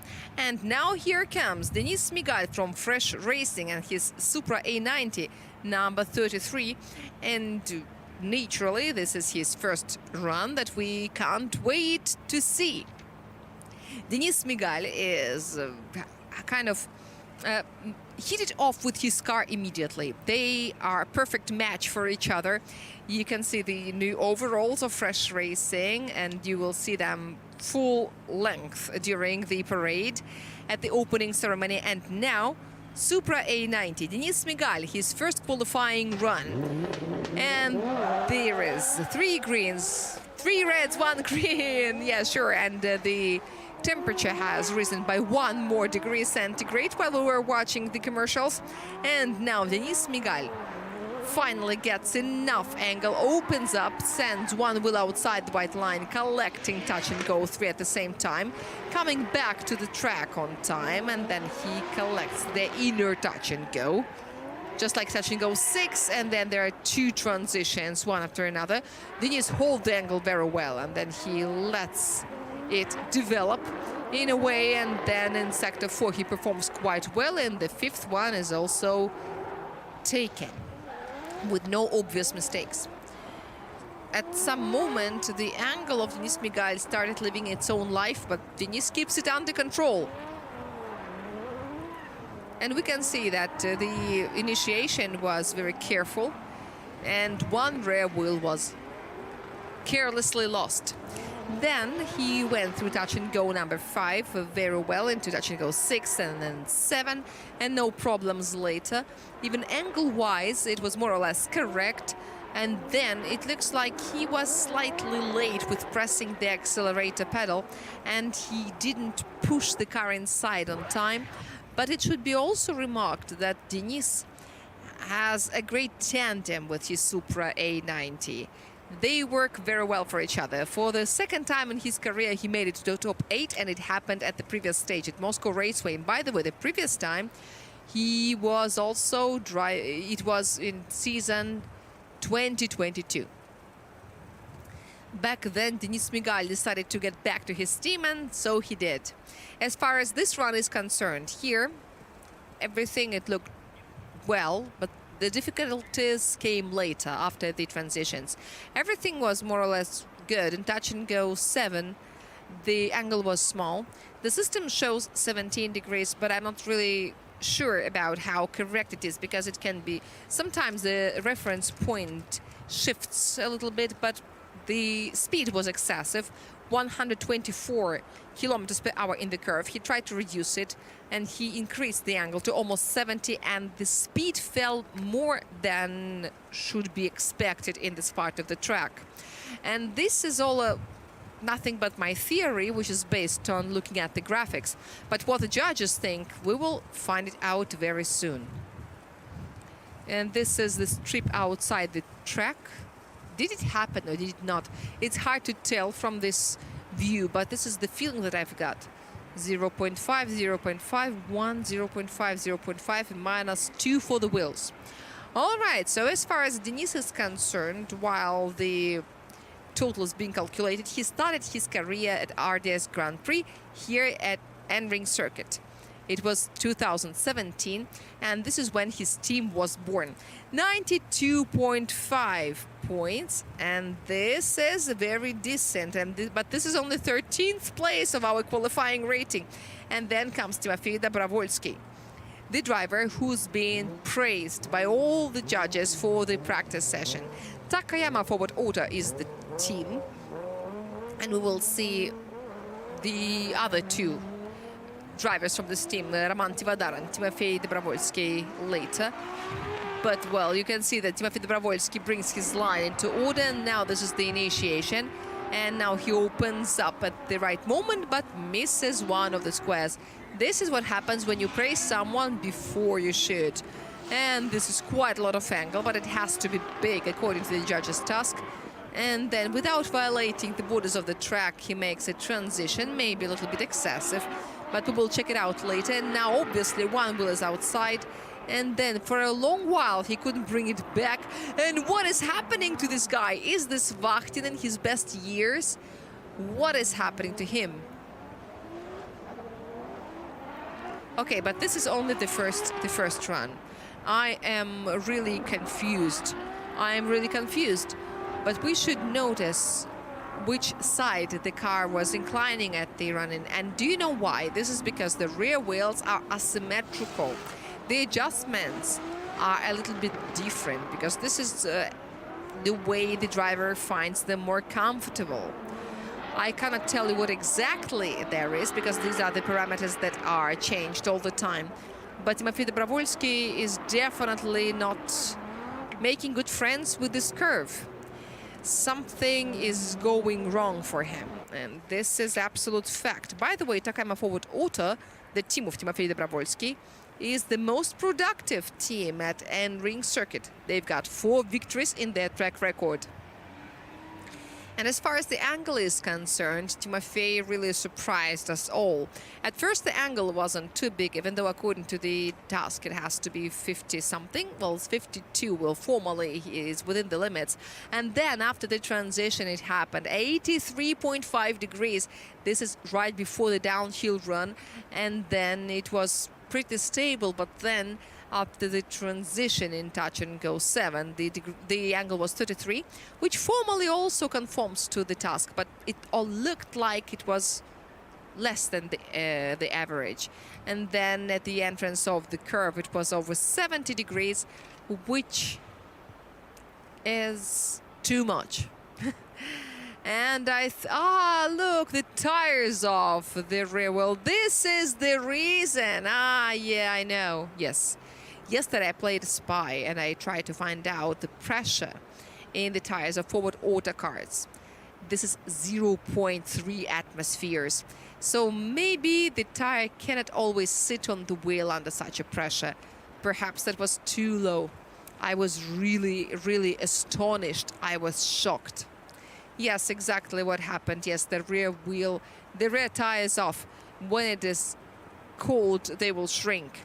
This is not the first time it happens to Timofey Dobrovolsky. It has happened to him before, and he still makes a non-zero result. So there is something about it. The bare-footed boy, Timofey Dobrovolsky. And finally, he got some result. Yes, he's got a non-zero result. He's in top 32, and now he stops to be saved by the tow truck.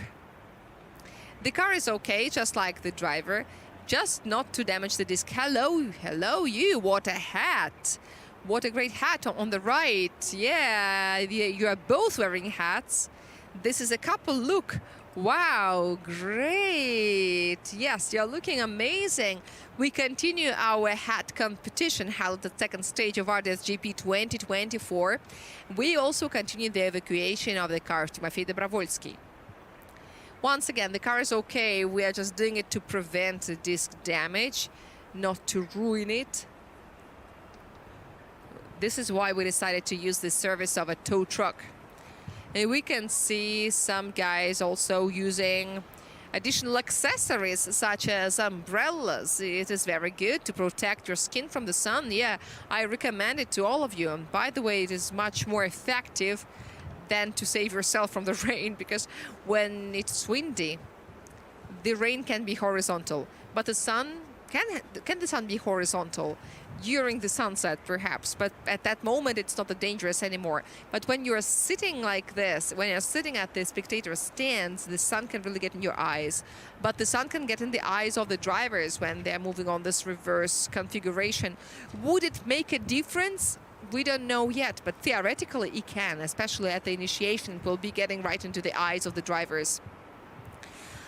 Okay, and also additionally, it's not only about getting in the eyes, it will also be reflecting from the ground, from the rubber on the asphalt. There will be the flashes and the light, but it will look beautiful.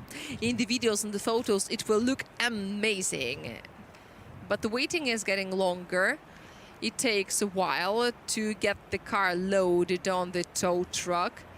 Yes, stay hydrated, that is true. Don't forget to drink a lot of water, because this is what you need for your health and well-being on this beautiful and sunny day. It is plus 24 degrees centigrade. And by the way, we are still waiting for the result of Timofey Dobrovolsky. Yeah, this is also why we are still here waiting. And here is the score. -3 for the angle. I think this is the maximum that we've seen today. -7 for the line, because 2 times he was out. Also, he missed touch and go 2, which is also already -10. And some more flaws that were also penalized. And this is 81. If you add the starting number of Timofey, it will make a 100, but it doesn't work this way. 81 could be taken as a miracle, in fact, because in such a situation, there are very few drivers who would get to the finish at all. He could fall in the gravel trap or anywhere else. Of course, not into the guardrails, they're too far away. But the fact that Timofey Dobrovolsky managed to make it to the finish with some result, with a non-zero result, this is a miracle. Yes, I think it happened somewhere here. Yeah, you can tell. Here there was already the disc touching the ground, wasn't it? But it was close. Yes. Yes, this is the moment of milling, but some pressure was still in, and then it left the chat. This is why the car was moving this way. All right, Timofey, well done. What else can we say? This is a great driving skill. He did it all correctly. This is the character. This is the psychological stability. He's got 81 points. Changing the wheel is not hard. And I'm sure that Timofey can get back to the second run on time. And he will not be late. He will not have to go to the health group, because 81 is still a result, whatever it is. He's got 6 more drivers in front of him, and every attempt lasts for 30 seconds, plus the thinking, plus the discussion, plus the replays, plus all of that. So it will take at least 15 or 20 minutes. So Timofey Dobrovolsky has got time, and I think it is enough. 1 minute is enough to change a wheel. Yeah, then, well, maybe 2 minutes. Now you can see how the second burnout area works. There is Roman Tivadar. It is only enough for 1 car. This time it's Roman Tivadar. Yes, he's coming out to the starting line. And it means that we are about to see the performance of the driver of Takayama Forward Auto that we haven't seen today. By the way, speaking about the tendencies and the other things, Georgi Chivchan, as we have noticed previously, is a many-time winner of Nring events, and Roman Tivadar is a traditional winner of all the new configurations. He always wins at new configurations. We will tell you more about it later, but in the meanwhile, Roman Tivadar on his first run is on initiation, and the first touch and go is just jumping under his wheel itself. He's sliding along the white line, leaving a beautiful white tail, and now he collects the touch and go and makes a beautiful apex on the curve, extremely close to the white line. Now it's time to do the 4th sector, and he also nails it very well. Roman Tivadar, and almost on the white line, almost losing a wheel, and this is just brilliant. This is Damir style, isn't it? At least it's very close. A very high quality run, a top quality run. Let's take a look at it again. First of all, with natural speed. You can see very well how the car is sliding, how gracefully it's sliding all together. The angle was almost 90 degrees visually, but judging by how the wheel is turned, it looked like the car was just sliding smoothly on its own, drifting, which is very typical for forward racing S15 vehicles. Then he slides along the very, very white line, very, very close. This is, commitment-wise, it was amazing. He presses the accelerator at the right moment, and the angle remains medium. We can suggest that at this moment the car was gaining speed, and after the transition, Roman Tivadar made a very sharp deceleration. When I had a pleasure to take a ride with him, I was basically hanging on the seat belts, because otherwise I would just fall off. Roman Tivadar makes very sharp transitions, and there is also a little thing about the angle as he's moving toward touch and go 6. Visually, it wasn't really obvious, but we will see what Anton Novikov has to say about it, and what Vladimir Safonov has to say. The style judge, I mean, there are things for him to think about. Maybe this is not a 100 point, even though it is just amazingly awesome. Roman Tivadar is 27 years old. This is his 4th season, or 5th, because his rookie year was 2020, and that was when the Gora Drive appeared in our calendar, and Roman Tivadar won it. In the next year, he didn't have any new configuration, so he had no victories. In 2022, there was Moscow Raceway 2, or 2023, and Roman Tivadar won it again. So, we have never had a new configuration with any other winner. In 2022, yes, Moscow Raceway 2 was in 2022. But we see the result, and it's 96.5, 3.5 points deducted. And this is seventh rank. This is crazy. This is some 90-plus party going on, or what is that in the qualifying protocol? And this is a great qualifying expert, which he has already proven. Sergei Kuznetsov, Autobahn IMO and Flanker F vehicle that has been completely readjusted several times for Sergei Kuznetsov to be comfortable. And he says that in behavior, the Flanker feels like his BMW E36. This is what he's been fighting for, even though the E36s are like a lot. But okay, it's up to the driver to adjust the car. It's only about the result, and I'm sure that he can perform well. He has shown it in the first stage when he showed that he is in RDSGP for a reason. Let's see what he can do, and let's see his first attempt. And the beginning of it is very good. He collects all the required clips in the first 2 sectors, and then it looks like he went around the inner touch and go. Then he makes a transition to touch and go 7, and then another one before sector 4. After the dotted line, you're supposed to press the accelerator, which he does, my dear friends. It looks like the line deserves additional discussion as we watch the replays, and the sector 5 was also very, very good. There were some adventures that Sergei Kuznetsov had during the practice session, but the ending was happy, and Sergei said that he felt very good, that he loved it, and you could tell it from how he began the competition. Touch and go 3, 4, and 5 caused some question whether he took them or not, because from this angle, from this view, you cannot really tell. But we will see it from the score, first of all, and secondly, maybe from some alternative views. And all the rest, line-wise, was just brilliant. And what is a little bit untypical of a flanker, at least in the hands of Charles Eng, is that the angles are quite big and quite deep. Sergei Kuznetsov once said that a flanker is a specific vehicle, meaning that you are running at a big angle, but you have a feeling that you can even add more, like there is something more left, but in fact you don't, and you simply spin if you try to do that.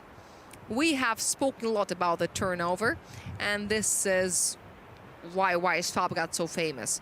They made these record-breaking turnout values, but the qualifying will finish sooner or later. So let me remind you that you can visit the service park during the break. Moreover, what I can remind you is that before the beginning of top 32, you can also stay in the service park. You can walk around and look at things. And moreover, we've got a food court available. Various entertainment, such as, for example, trampolines, but only for children, sorry. RDS shop, drift taxi. So you should buy a magazine to collect the autographs. How else can you do it? Or you can get this exclusive pin if you spend more than 15,000 rubles in RDS shop. What does this stand for? 6? What does it stand for? If you turn it over, it's going to be 9, and it will be the number of qualifying victories in the career of Damir Diaturin. Ha, Tivadar! You are the fan of Roman Tivadar. Yes, I see. Yeah, the secret is revealed. Because if you were the fans of Sergei Kuznetsov, you would have to use 2 numbers, and we don't have 3-digit numbers like in RDS Europe. You would have to bring someone over to help you. And it would be more expensive because you would have to buy 2 balloons or 3 balloons. Okay, so here's the result. The in touch and go was missed, and some little mistakes in the angle and in the style, but generally it is good. And the run really looked well. It is 90 plus once again, but how can it be any different? 93.5, and this is 13th rank in the ratings. Something crazy is going on at RDS GP. If in RDS Europe such things happen sometimes, in GP I don't really remember seeing anything like that. Very generous qualifying score. And now Evgeny Losев, and I think that we can expect something good from him as well. Fresh Racing Team, another Supra A80, and Evgeny Losев steering it. One of the winners of the qualifying here at Nring circuit, and he is even 2-time winner of the qualifying. But this is all the past, the past configuration. And now I had a question about one of the wheels. It looks like he did get the inner touch and go. And this is a 6th control point, then another transition, the 4th sector on the agenda. And now Evgeny Losев is once again sniffing the space outside the white line with one of the wheels, and then on the white line he's sliding towards the finish. Recently Evgeny Losев celebrated his 50th event at RDS GP, and in 50 events he only had 8 qualifying victories at all of the tracks overall, and 2 of them were gained here at Nring circuit. Remarkably, for Fresh Racing, this Nizhny Novgorod track is not the luckiest. They only had 1 victory here, and maybe this is the team victory, of course, and maybe this is the reason why they decided to recruit Alexander Maklyak as a new team manager, because he started his career here at Nring circuit, and maybe he knows this track better than anyone else. Moreover, between the seasons, the team spent quite a long time here making tests when they were testing their cars, but in the classic direction. And by the way, any fresh drivers have never gained any victories at Nring circuit. Maybe Evgeny Losев was 2nd once, but it's easy to check. But among the winners, which were 9, Gocha really dominates here because he is got 8 victories here. He's got 19 victories in his career, and 8 of them were achieved here. Sometimes these were extremely dominating victories. And if not Alexei Golovnya in 2020, then from 2018 to 2023, it would have been only Chivchan. And there's only 2017 when there were 2 two stages here. One was won by Tseregradzev and another by Chevchan. And Tseregradzev, with his 2 victories, is second after Georgy Chevchan. But of course, he's deep in the shade of Georgy Chevchan. I love your hat. I love your hat. Unfortunately, the competition is not sponsored by anyone. But this far, this is my favorite. I want to have the same. I also like the structure of that Latin American kind of thing. And the cowboys, the Wild Wild West guys, looked amazing. And coming back to Evgeny Losev and his success at Nizhny Novgorod. Yes, yes, yes, yes, I really loved it. Thank you. Yeah, you look amazing. You are my favorite. He was second and he was third in a row in the year 2020 and 2021. And in 2021, the Fresh got the entire podium here at Nring circuit. When they won in the personal standings 2021, or didn't they? Or they didn't. Or they held the second, the third, and the fourth place. Or maybe it was an alternative podium. By the way, the result was amazing. We were distracted with our historical discussions. 97.5, and he is only 5th. Wow, what is going on? Artyom Shabanov is now coming next. If we take a look at the list, and he's Supra. He's a Supra A80, not the top secret Supra. The car is called Lucifera. This is a very infernal name, and now it's bringing infernal troubles to the mechanics. It's good that Grigory Gusev is still there, which means that the engine is okay. And Artyom Shabanov, in the meanwhile, is performing a very impressive Furidashi. And he continues also in a very impressive manner in the second sector. And now he is diving down. And then very clearly along the line, he is running, pushing off the borders of the track. He's already in sector 4. And once again, he's very good, regardless of the very active hand movements. And now this is, of course, okay. This is very good. This is extremely good. This driver of time up rounds up the performance of his team in a brilliant way. That was a very outstanding performance. Here at this moment, I felt a little bit sorry for the Supra. I could feel what a shock the transmission could feel, because it was hanging there and then it squatted on the rear axis. And I think it was very painful for the transmission. Artyom Shabanov is simply cruel. He's merciless. You're a Supra, says Artyom. I'm gonna squeeze everything out of you. I don't care about the tail, back tails and everything. You are a racing car. This is the way you're supposed to be used. Otherwise, why would I need you at all? It was not the fastest Furidashi, 125 kilometers per hour, 111 at the entrance into the touch and go 4 curve, and a very articulated transition to touch and go 7, which was not really required, but the angle was 48.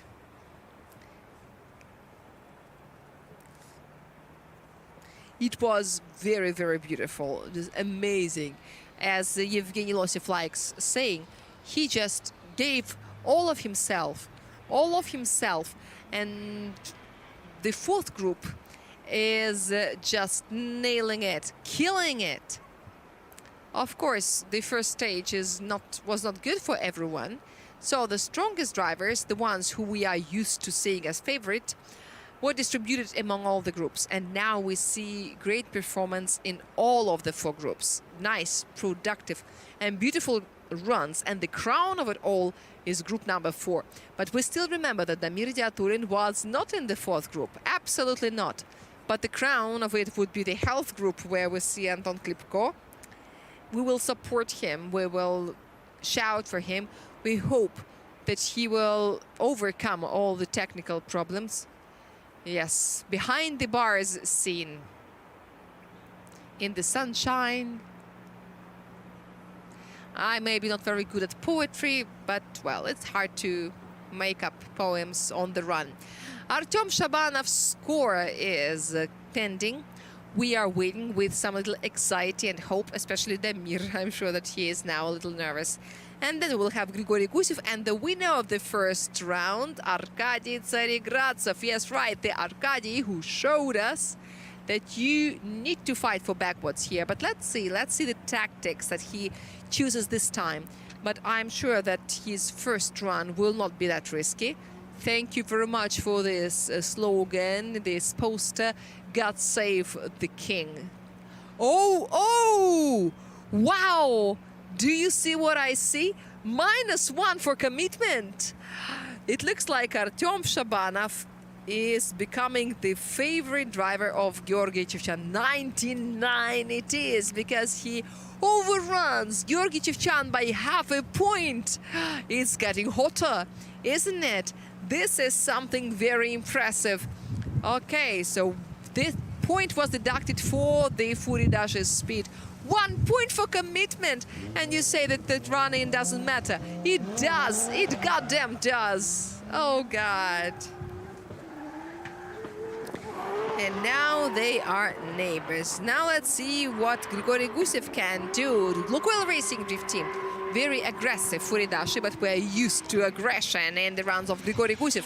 Then he makes a transition, and now he finishes the second sector, missing the inner clip, unfortunately, which means that he is out of the pool of the by-run candidates. He just needs to take it to the finish. One wheel is outside the white line, obviously. The fifth sector. So what? Grigory Gusev did what he had to do. Now he's got to do enough. So, considering how much trouble he had in his journey and how much he trained, he's been training well and nicely, and everything was okay, but then suddenly the engine simply committed suicide. All the cylinders, for different reasons, just were destroyed. They were ruined in one curve on the approach to touch and go. The engine was simply gone. This is what happened to Nikita Shikov, who just played with his car and then he lost all the belts. Okay, so the same happened here. All through the night, his mechanics have been working hard, replacing his engine, and the backup engine was borrowed from Time Up team. And let me also remind you, they are the JZ magnets.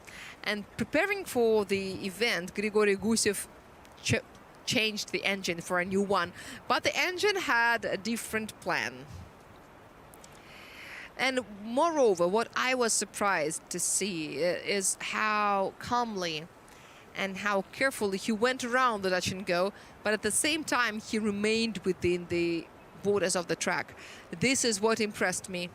But he has done it before at the practice sessions. He has had some accurate runs in Sector 3, which begins with touch and go 5, the inner clip, the only inner clip, and then stretches further. Yes. How many? At least one. At least one. And as far as the second is concerned, I have some doubts. Perhaps we need to look at it from a different side. And even this line is wrong, because this is just too much. There is too much of rubber on the asphalt, on the surface of the ground, and the cars just cannot hold on to it. And by the way, it's amazing how deceiving this impression can be. Half a car looked as though it was outside, but it's only one wheel, in fact. Oh, whoa, whoa, whoa, whoa, whoa, whoa, whoa, whoa. Yes. It was calculated as 2 wheels. Yes, 2 wheels, -5, and two penalties for 2 zones, which is -10 for the line only. And this is 5 for the style, which makes a total of how much? But the potential is there. The potential is still there, 83.5, which is a result that is not satisfying for the driver and his fans as well. Fan of Tsaregradzev since childhood. You could also put it as Tsaregradzev, you're old. But our fans are very good people, so they didn't do it. Arkady Tseregradzev, the winner of the first stage of this season, the winner of 2022, vice champion of the world, and the driver who is now ready to go on his first qualifying run. And yes, he takes the first initiation. Maybe it was not a backward, but too sad that he misses touch and go 2 and corrections. So yes, he still made experiment in his first run. Yeah, this is not something that Arkady would do. Then the transition, and then let's see what he can do in the big curve. The collection of touch and go 8. No, Arkady Petrovich went along the wrong line, but well, at least he didn't go beyond the old border. My impression is kind of controversial. He made a very strange impression on me. It was a backward attempt, but maybe the speed was not enough, or maybe the grip was excessive. So the car couldn't slide enough, and when Arkady pressed the accelerator pedal, the car began to push inward, while it was supposed to go outward on the outside border of the track. Then he fell outside a little bit, but maybe even the wheel was off the line. Let's see the replay. And once again, I watch these adventures with a smile. I love the movement that the bumper makes, this thing. Arkady is still the fastest guy. In touch and go 7, his speed is 125.2. No one can shoot it fast into that zone. None. No one, including the Popov brothers, even though they have the same suspension. We've been trying to find the reason of this phenomenon, except for Arkady is Arkady. But you see the running, the acceleration from the sectors with small and medium angles has never been his superpower. It has always been the superpower of S15s made by Forward Auto. But here, from different angles, you can see that even without the drift dynamics measurements, it looked very convincing. And yesterday, everyone who was trying to chase Arkady had problems. They couldn't catch up. And moreover, Arkady, without any cheat codes, would simply run away from his chases, which was very impressive. I think that among all of those who I could see, I don't want to offend anyone, but Damir was the only one who managed to keep up, more or less. But we will see, because there will be tandem runs, and we will see many of them today. And we will see how the drivers can keep up with Arkady. Yes, the old border of the track was followed. But what is about the acceleration thing? Perhaps it can be about the reduction value. It may give him this opportunity to accelerate so efficiently. But after an efficient acceleration, there comes an efficient deceleration in the curve, which can also be a bad surprise for the chaser. There is some speed loss, but the speed is still pretty high. And Arkady is quite confident there, and his speed is around 95 kilometers per hour.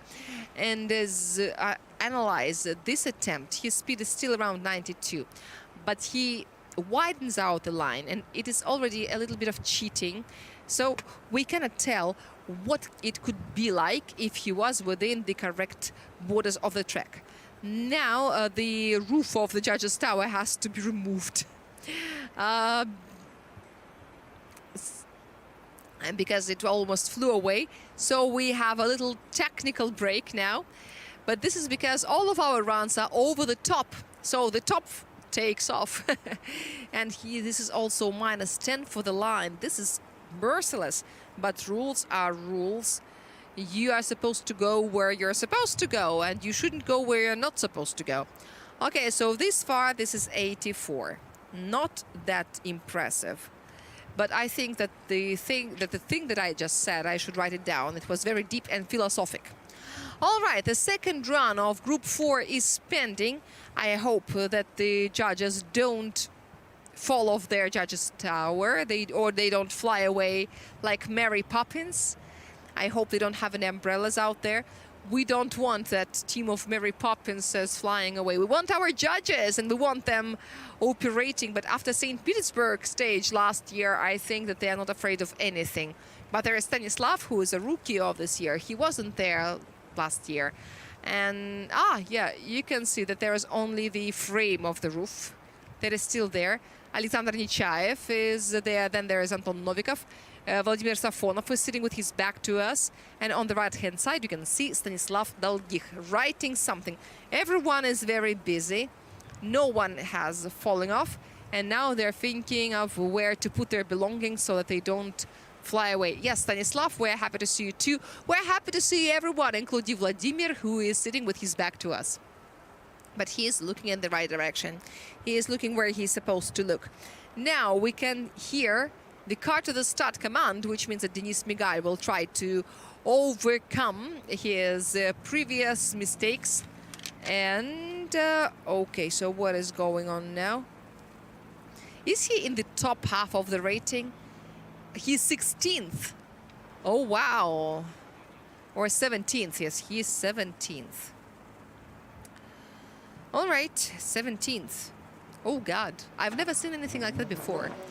3 reds, 1 green. Okay, and we're ready to go. And Denis Migal and his Supra A90 wearing the livery of Fresh Racing is starting. The founder of the team is on board. This is the second run of Denis Migal. And he is sliding into the initiation, misses touch and go 2. And basically you can close the issue here, right here, because there is no serious improvement should be expected. But let's just enjoy the view of the Supra, because this is a beautiful car and we've got very different Supras, A90s. Some of them are more experimental, some of them are more reserved, some of them are more showy. So which Supra A90 is your favorite, or which Supra A90 are you? They do on social media. What is interesting is that Fresh Racing designed the body kit themselves, and moreover, they did it in a very close cooperation with some shipbuilding company. Shipbuilding, I'm not mistaken, some shipyard from St. Petersburg. They were using some composite materials, and what I also like is that ducktail. This is a reference to Supra A80. This is a TRD kind of ducktail, which is a super canonic for Supra's A80. There is something very traditional about it, some old school thing about it. I don't know whether there was any philosophy behind it, but this edge of the ducktail, this also looks like an aviation trimmer. Like, I wonder how it works, but the smoke is beautiful. It is definitely so. The smoke is flowing in a very beautiful way. But the most important thing is the score. 92.5 was the previous result. This is not even top 16. This is much lower. Of course, we would like to see an improvement, but once again, after that initiation and after ignoring touch and go 2, I don't really believe it is possible, because it's hard to imagine having no other deductions except for these 2. I'm sure there is something else, but 92.5 wouldn't even be top 16. I always crave for tandem runs, and this time, after such qualifying, I crave for tandems even more. I think we should see something absolutely incredible. We saw lots of incredible things last year, but we had to understand that during practice, the drivers do not risk it to the maximum. They're not trying to push each other's doors, and there are not so many close runs in the 4th sector. We've got the TG8. So I think that the edge of the risk has been surpassed, or maybe we are getting somewhere very close to it. And we love your outfit. We love your hat, and your general outfit's amazing. Hello, hello, hello. We're speaking about it. This is some ethnic style, very beautiful boho style. Great. Or maybe something folklore. Anyway, so -3 for touch and go 2, that is clear. And what was then? Everything, all the rest looks well. Denis, why did you do this to TG2? There is some improvement, is there? Even though we didn't believe. But we always believe in something good. 94. 94, and he is 14th. Okay, so I'm happy to admit that I was mistaken. But there are more drivers to go. There's Timofey Dobrovolsky. There is Grigory Gusev. There is Arkady Tseregradsky. And this is Timofey Dobrovolsky. So I hope that now the pressure in the tires is okay. And the required decimal points. And we can't wait to see Timofey Dobrovolsky, with heroic efforts, made his first run to a productive finish. And I hope that he will finish this run on all the four wheels. Oh God, this was line. This was a line, a hell of a line, a big fat line. But this is on the edge, but we will see it in the score. And once again, very generous, big angle, and these holds to the edges of the track. And there was some problem with one of the four touch and goes, number 8, and no serious questions in the last touch and goes. I think that he could go wider, and it does matter when we speak about the 90+ results. But these two runs are very similar. They are similar in until the second touch and go. In the second touch and go, it was taken. In the first one, it wasn't taken. Yes, so this is who has got the speed of Arkady Tseregradsov near the curve. 123.7, even though it looks like there is a very sharp transition and very deep angle, but the speed is over the top. The speed is so abundant. So it looks like this little asymmetry of the rear wheels that can shift the rear axis at the run-in can actually bring its fruit. And it can allow Timofey Dobrovolsky to accelerate and gain speed very effectively. As far as the wheel tricks are concerned, this position of the wheel can be varied depending on the suspension, on how clamped or unclamped it is. The position of the rear wheels varies. If on S chassis they are inclined inward, on an Altezza, like Demir said, they are opened out, which doesn't really make it very comfortable. You are losing grip, and your car is very inclined to spinning, so it is hard to make a good transition, but it gives you other advantages. So here, unfortunately, this is a miss. Even though, or is there a centimeter? Even though the Silvia rose its left front paw, it looks like it went over the square. All right, so all the secrets will be revealed when the judges are ready to announce the results. That was very risky, on the very, very edge. On the very edge. 8.4. How does it work? I cannot see from behind the smoke. And touch and goes 9 and 10.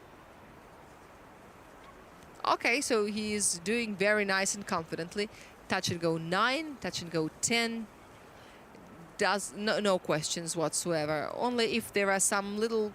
Oh, no, the TG5, he missed it. He missed it.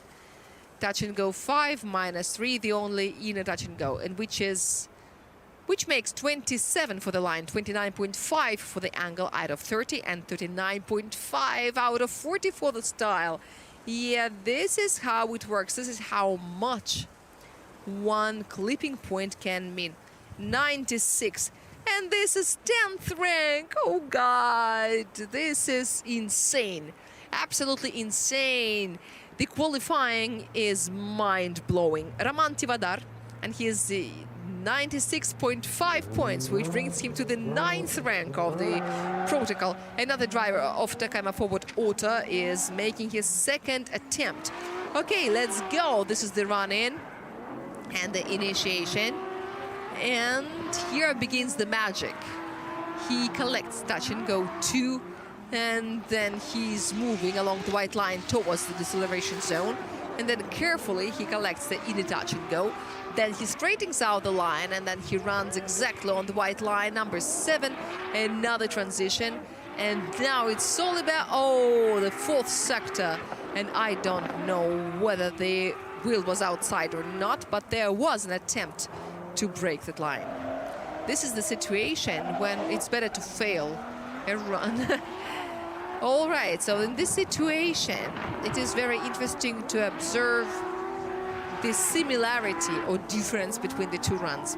This far, it all looks like this is the same run, which is a fact, because Roman Tivadar kind of clones his first run.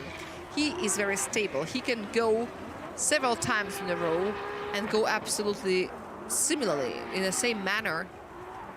One will seem to be outside, but okay, so anyway, we shouldn't be upset already. Something may happen. It can be like 98 points, but even with 98 points, you would only be fourth. You wouldn't even be third or second. This is not a by-run zone because a lot depends on Anton Klimko, who, of course, we are waiting to make his only run in the health group. Oh, the drivers with some very good results are somewhere at the bottom of our competition bracket. Grigory Gusev, for example, 83.5, a very solid result. Of course, he has a chance to improve, but he's somewhere down there. This is the version of reality that we are living in. No, you cannot tell whether it was there or not. And if it's not clear, then we judge it in favor of the driver. But Stanislav has more tools than we do. And let's rely on him. We're now watching it from the roof of the car. There's a GoPro and there is a drift box. Everything one may think of. Oh, wow, cool. A hockey player, yes, Nizhny Novgorod Torpedo, one of the best teams of KHL. They show some very beautiful hockey, and their coach is Dmitry Larionov, which is also very important. How come? Yeah, I see. 13.29 and 38.5, and this is minus 2.5 points, and this is 97.5.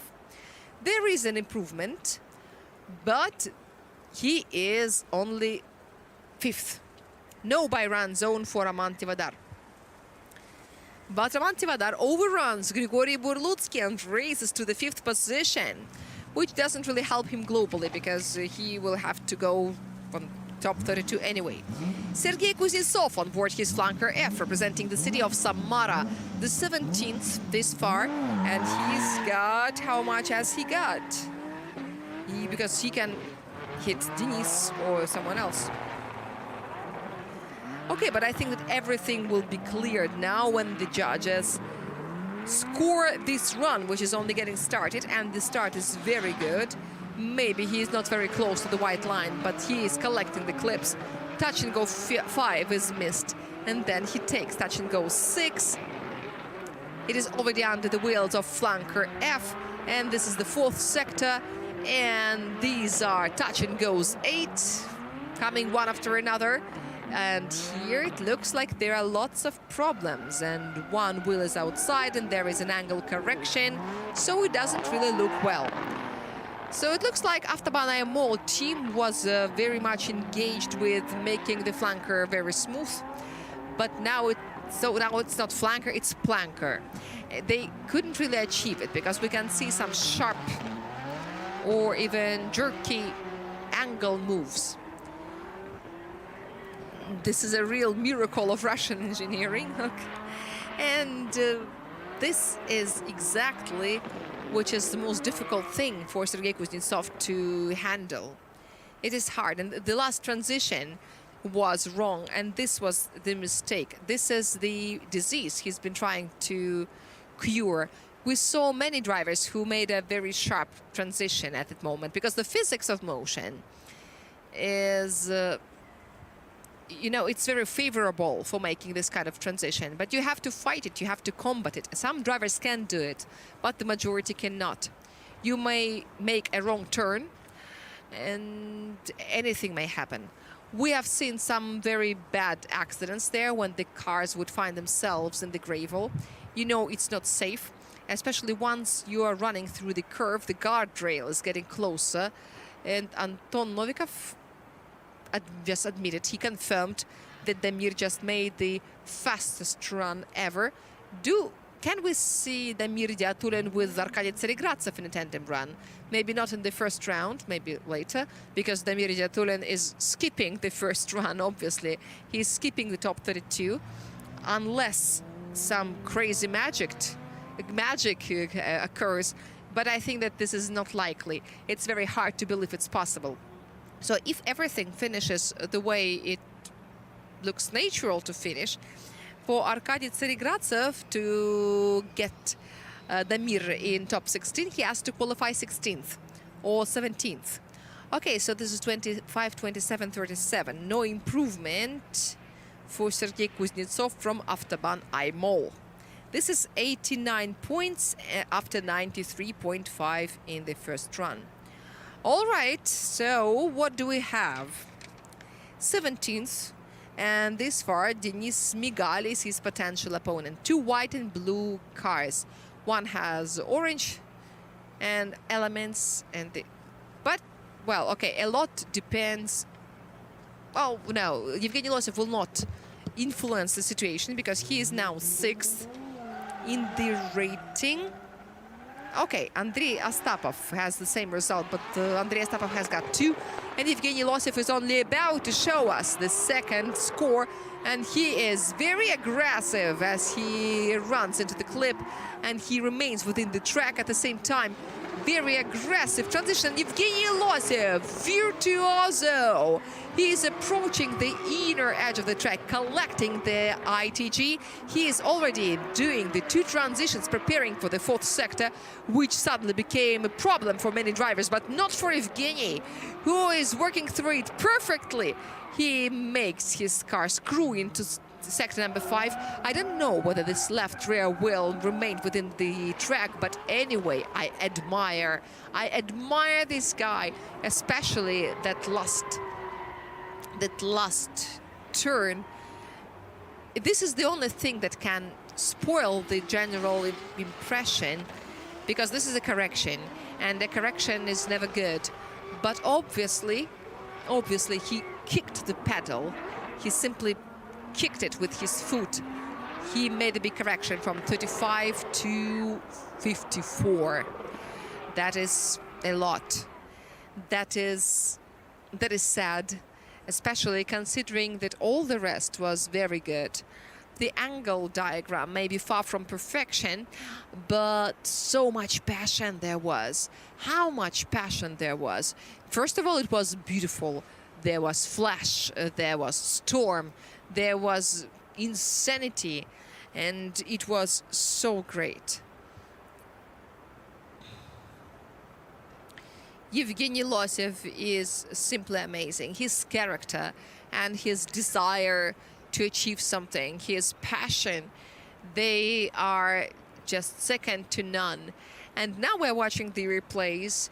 We are watching, and we can see that there is not so much smoke coming from the rear wheels, and moreover, he's much slower than Damir.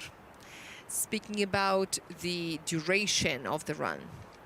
And the judges also take it into consideration. Anton Novikov said it to me, and this is a very valuable comment. Thank you, Anton. We spent a lot of time speaking to the judges, thinking of how this procedure can be made more transparent for everyone. But everything that the judges are trying to convey through me is also very significant. Andrei Astapov is stepping down because this is 98. 98. And there is no angle penalty, by the way. It was forgiven. He was forgiven for that correction, and he is 4th. The first of the non-by runners in the current edition of this reality, Evgeny Losov. And he's standing right behind Georgy Chuvchan, Artem Shabanov, and Damir Idiatulin. So Artem Shabanov, a candidate, still a candidate for the qualifying victory. He had 99 points in the first run, and now let's see how he tries to get the 100. Artem Shabanov And his second run, which is beginning right now, just as impressive as the previous run. I think that the smoke is becoming thicker because this is an extremely aggressive manner. He's reaching the outside clip. He pushes off of the right edge of the track and jumps to the left one, the fourth sector, and one will almost slips out the white line, but he holds on to the fifth sector. Yes, he takes it. Very beautiful. And the finish. Okay, so now the judges will have to discuss it for sure. Now here comes the question. As one of our soccer commentators said, I'm about to finish it all. Because how? Look at these two pictures. Try to find a difference. 127 kilometers per hour was the initiation speed of Artyom Shabanov. Would it be enough? In the first run, it was 126, and it caused that 1 point of commitment deduction. But has he added more commitment to that? He definitely added more angle.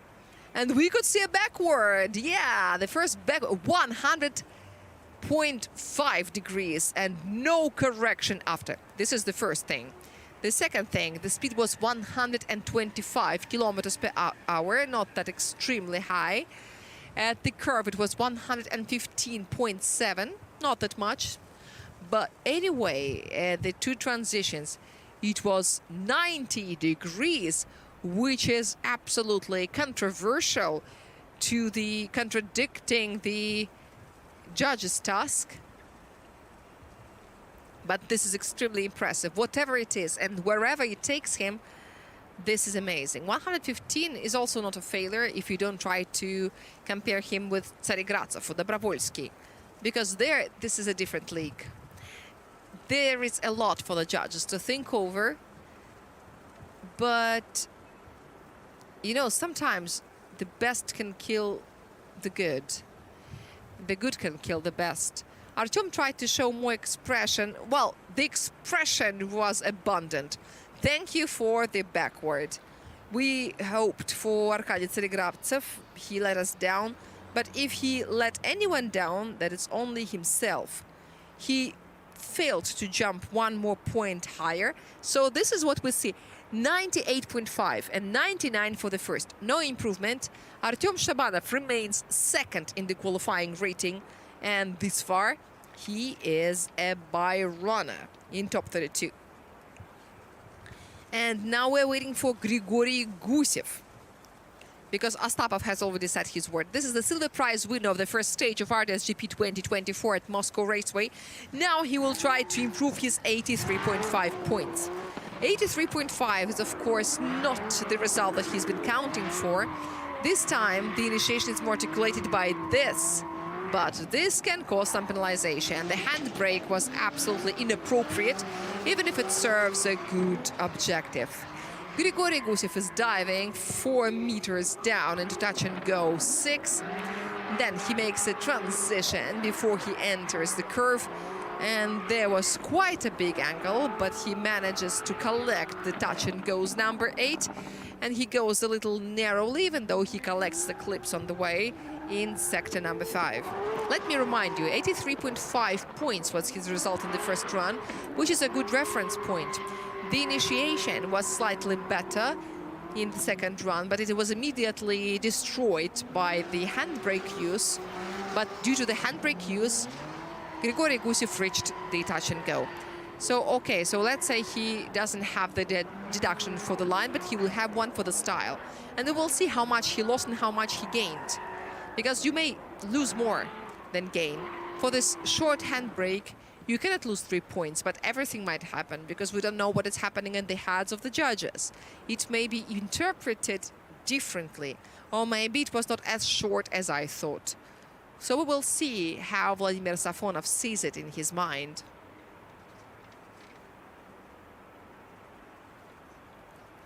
The inner touch and go was taken very confidently.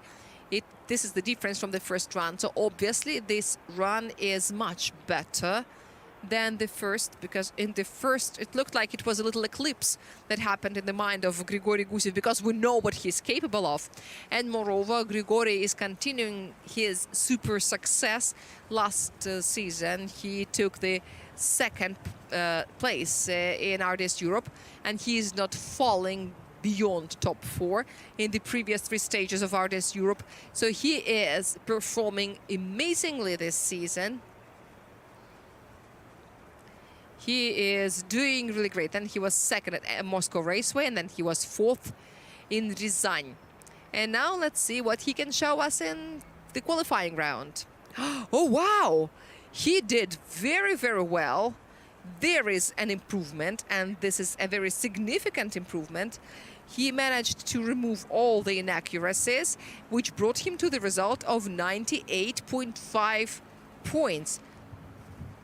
And he is 4th in the rating. 4th in the rating with 98.5. Yes, he will have to do his work in top 32. He is not in the by-run zone, unfortunately.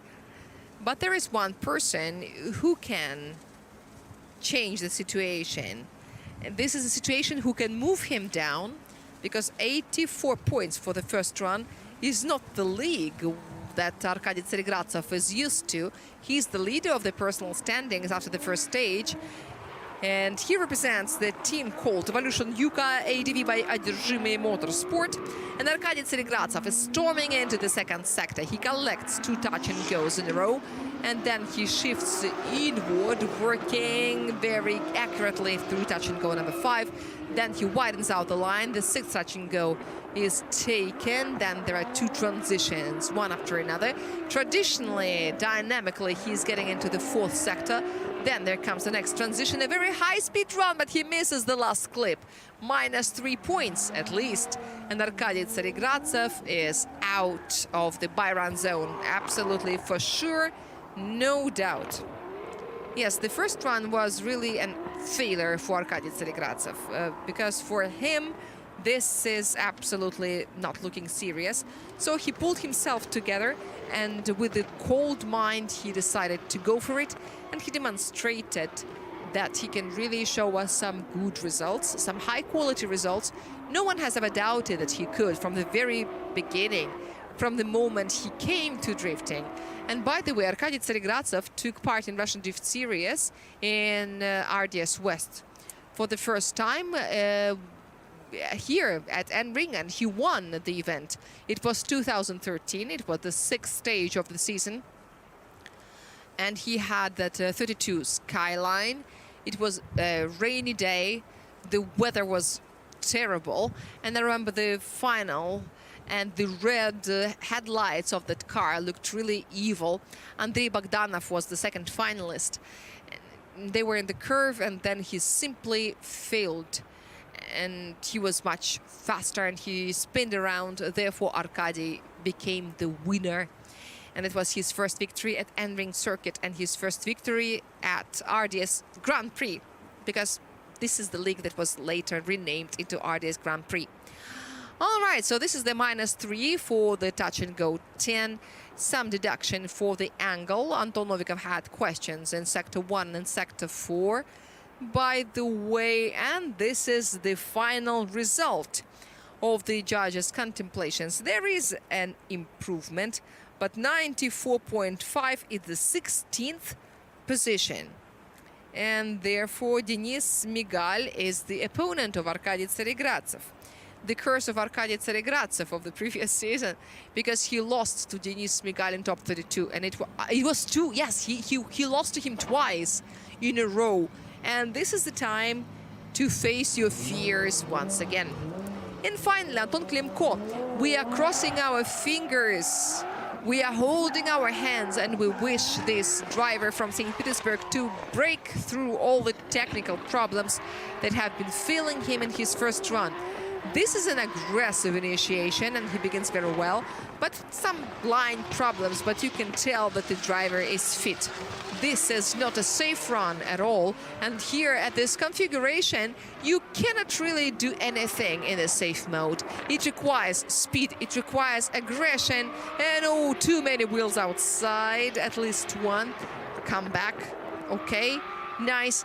The last transition, sector 5, and yes, with some problems, but anyway, everything works fine for Anton Klimko. So the only thing we need is the last results, the last score announced by the judges.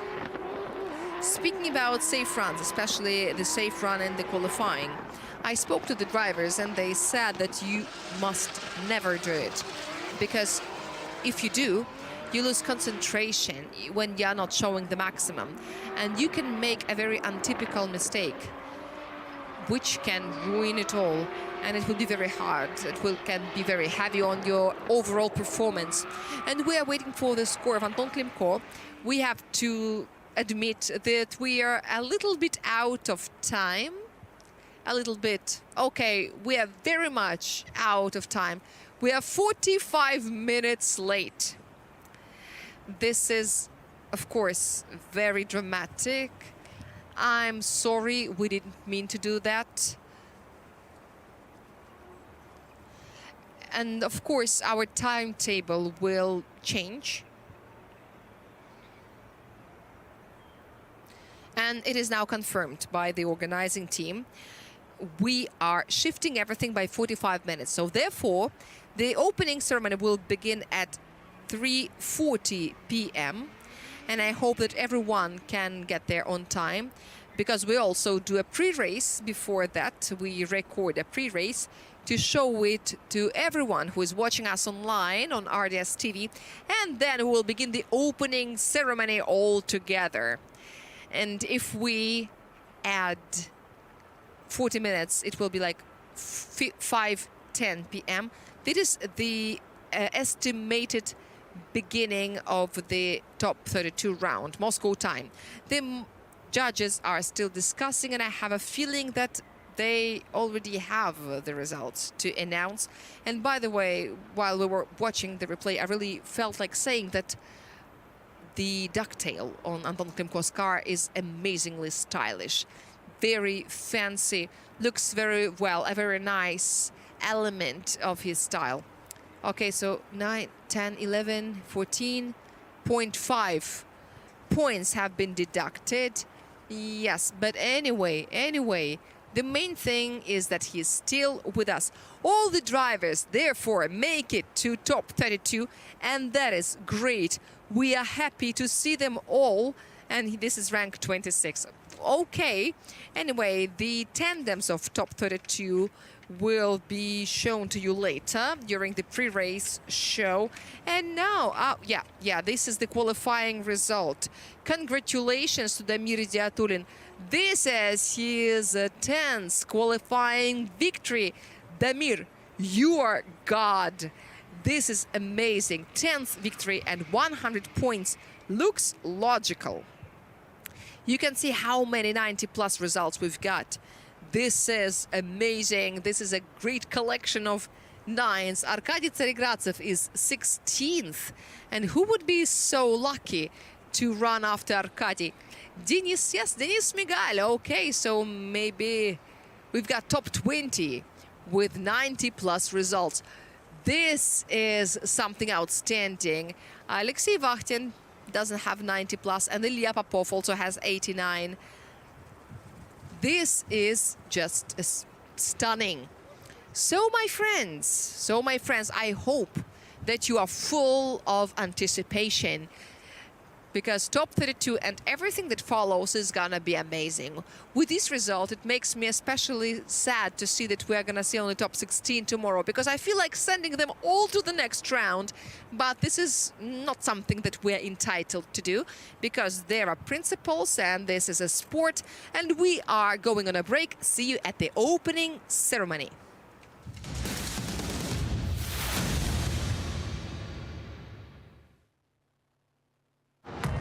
В этом сезоне главная интрига – то, что у нас впервые есть легкая машина в умелых руках.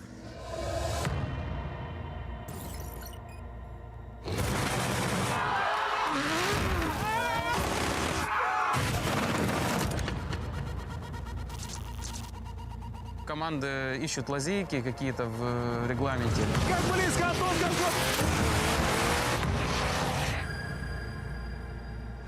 Ничего нельзя сделать.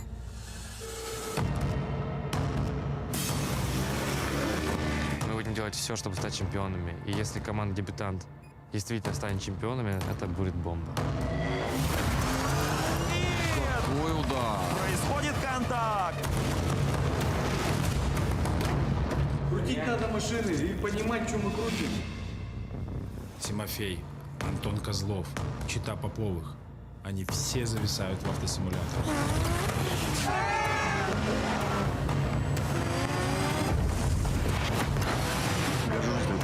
Легче едете даже, чем на симуляторе. Можно судейский повтор и выход из дуги большой.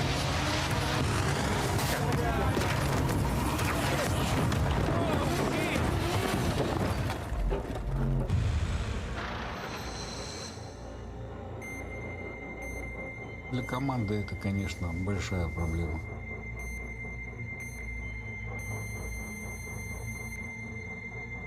Чемпион. И кто же чемпион?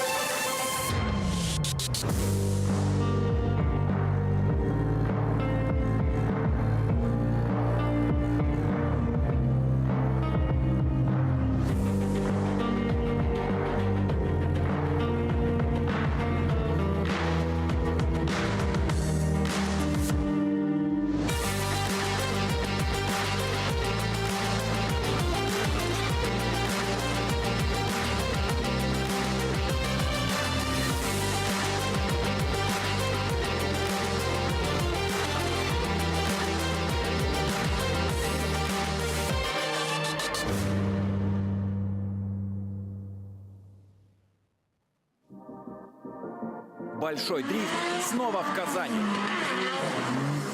8-9 июня. Автодром Казань-Ринг. Продолжение битвы за титул РДС Европа. Билеты на сайте tickets.drifte.ru.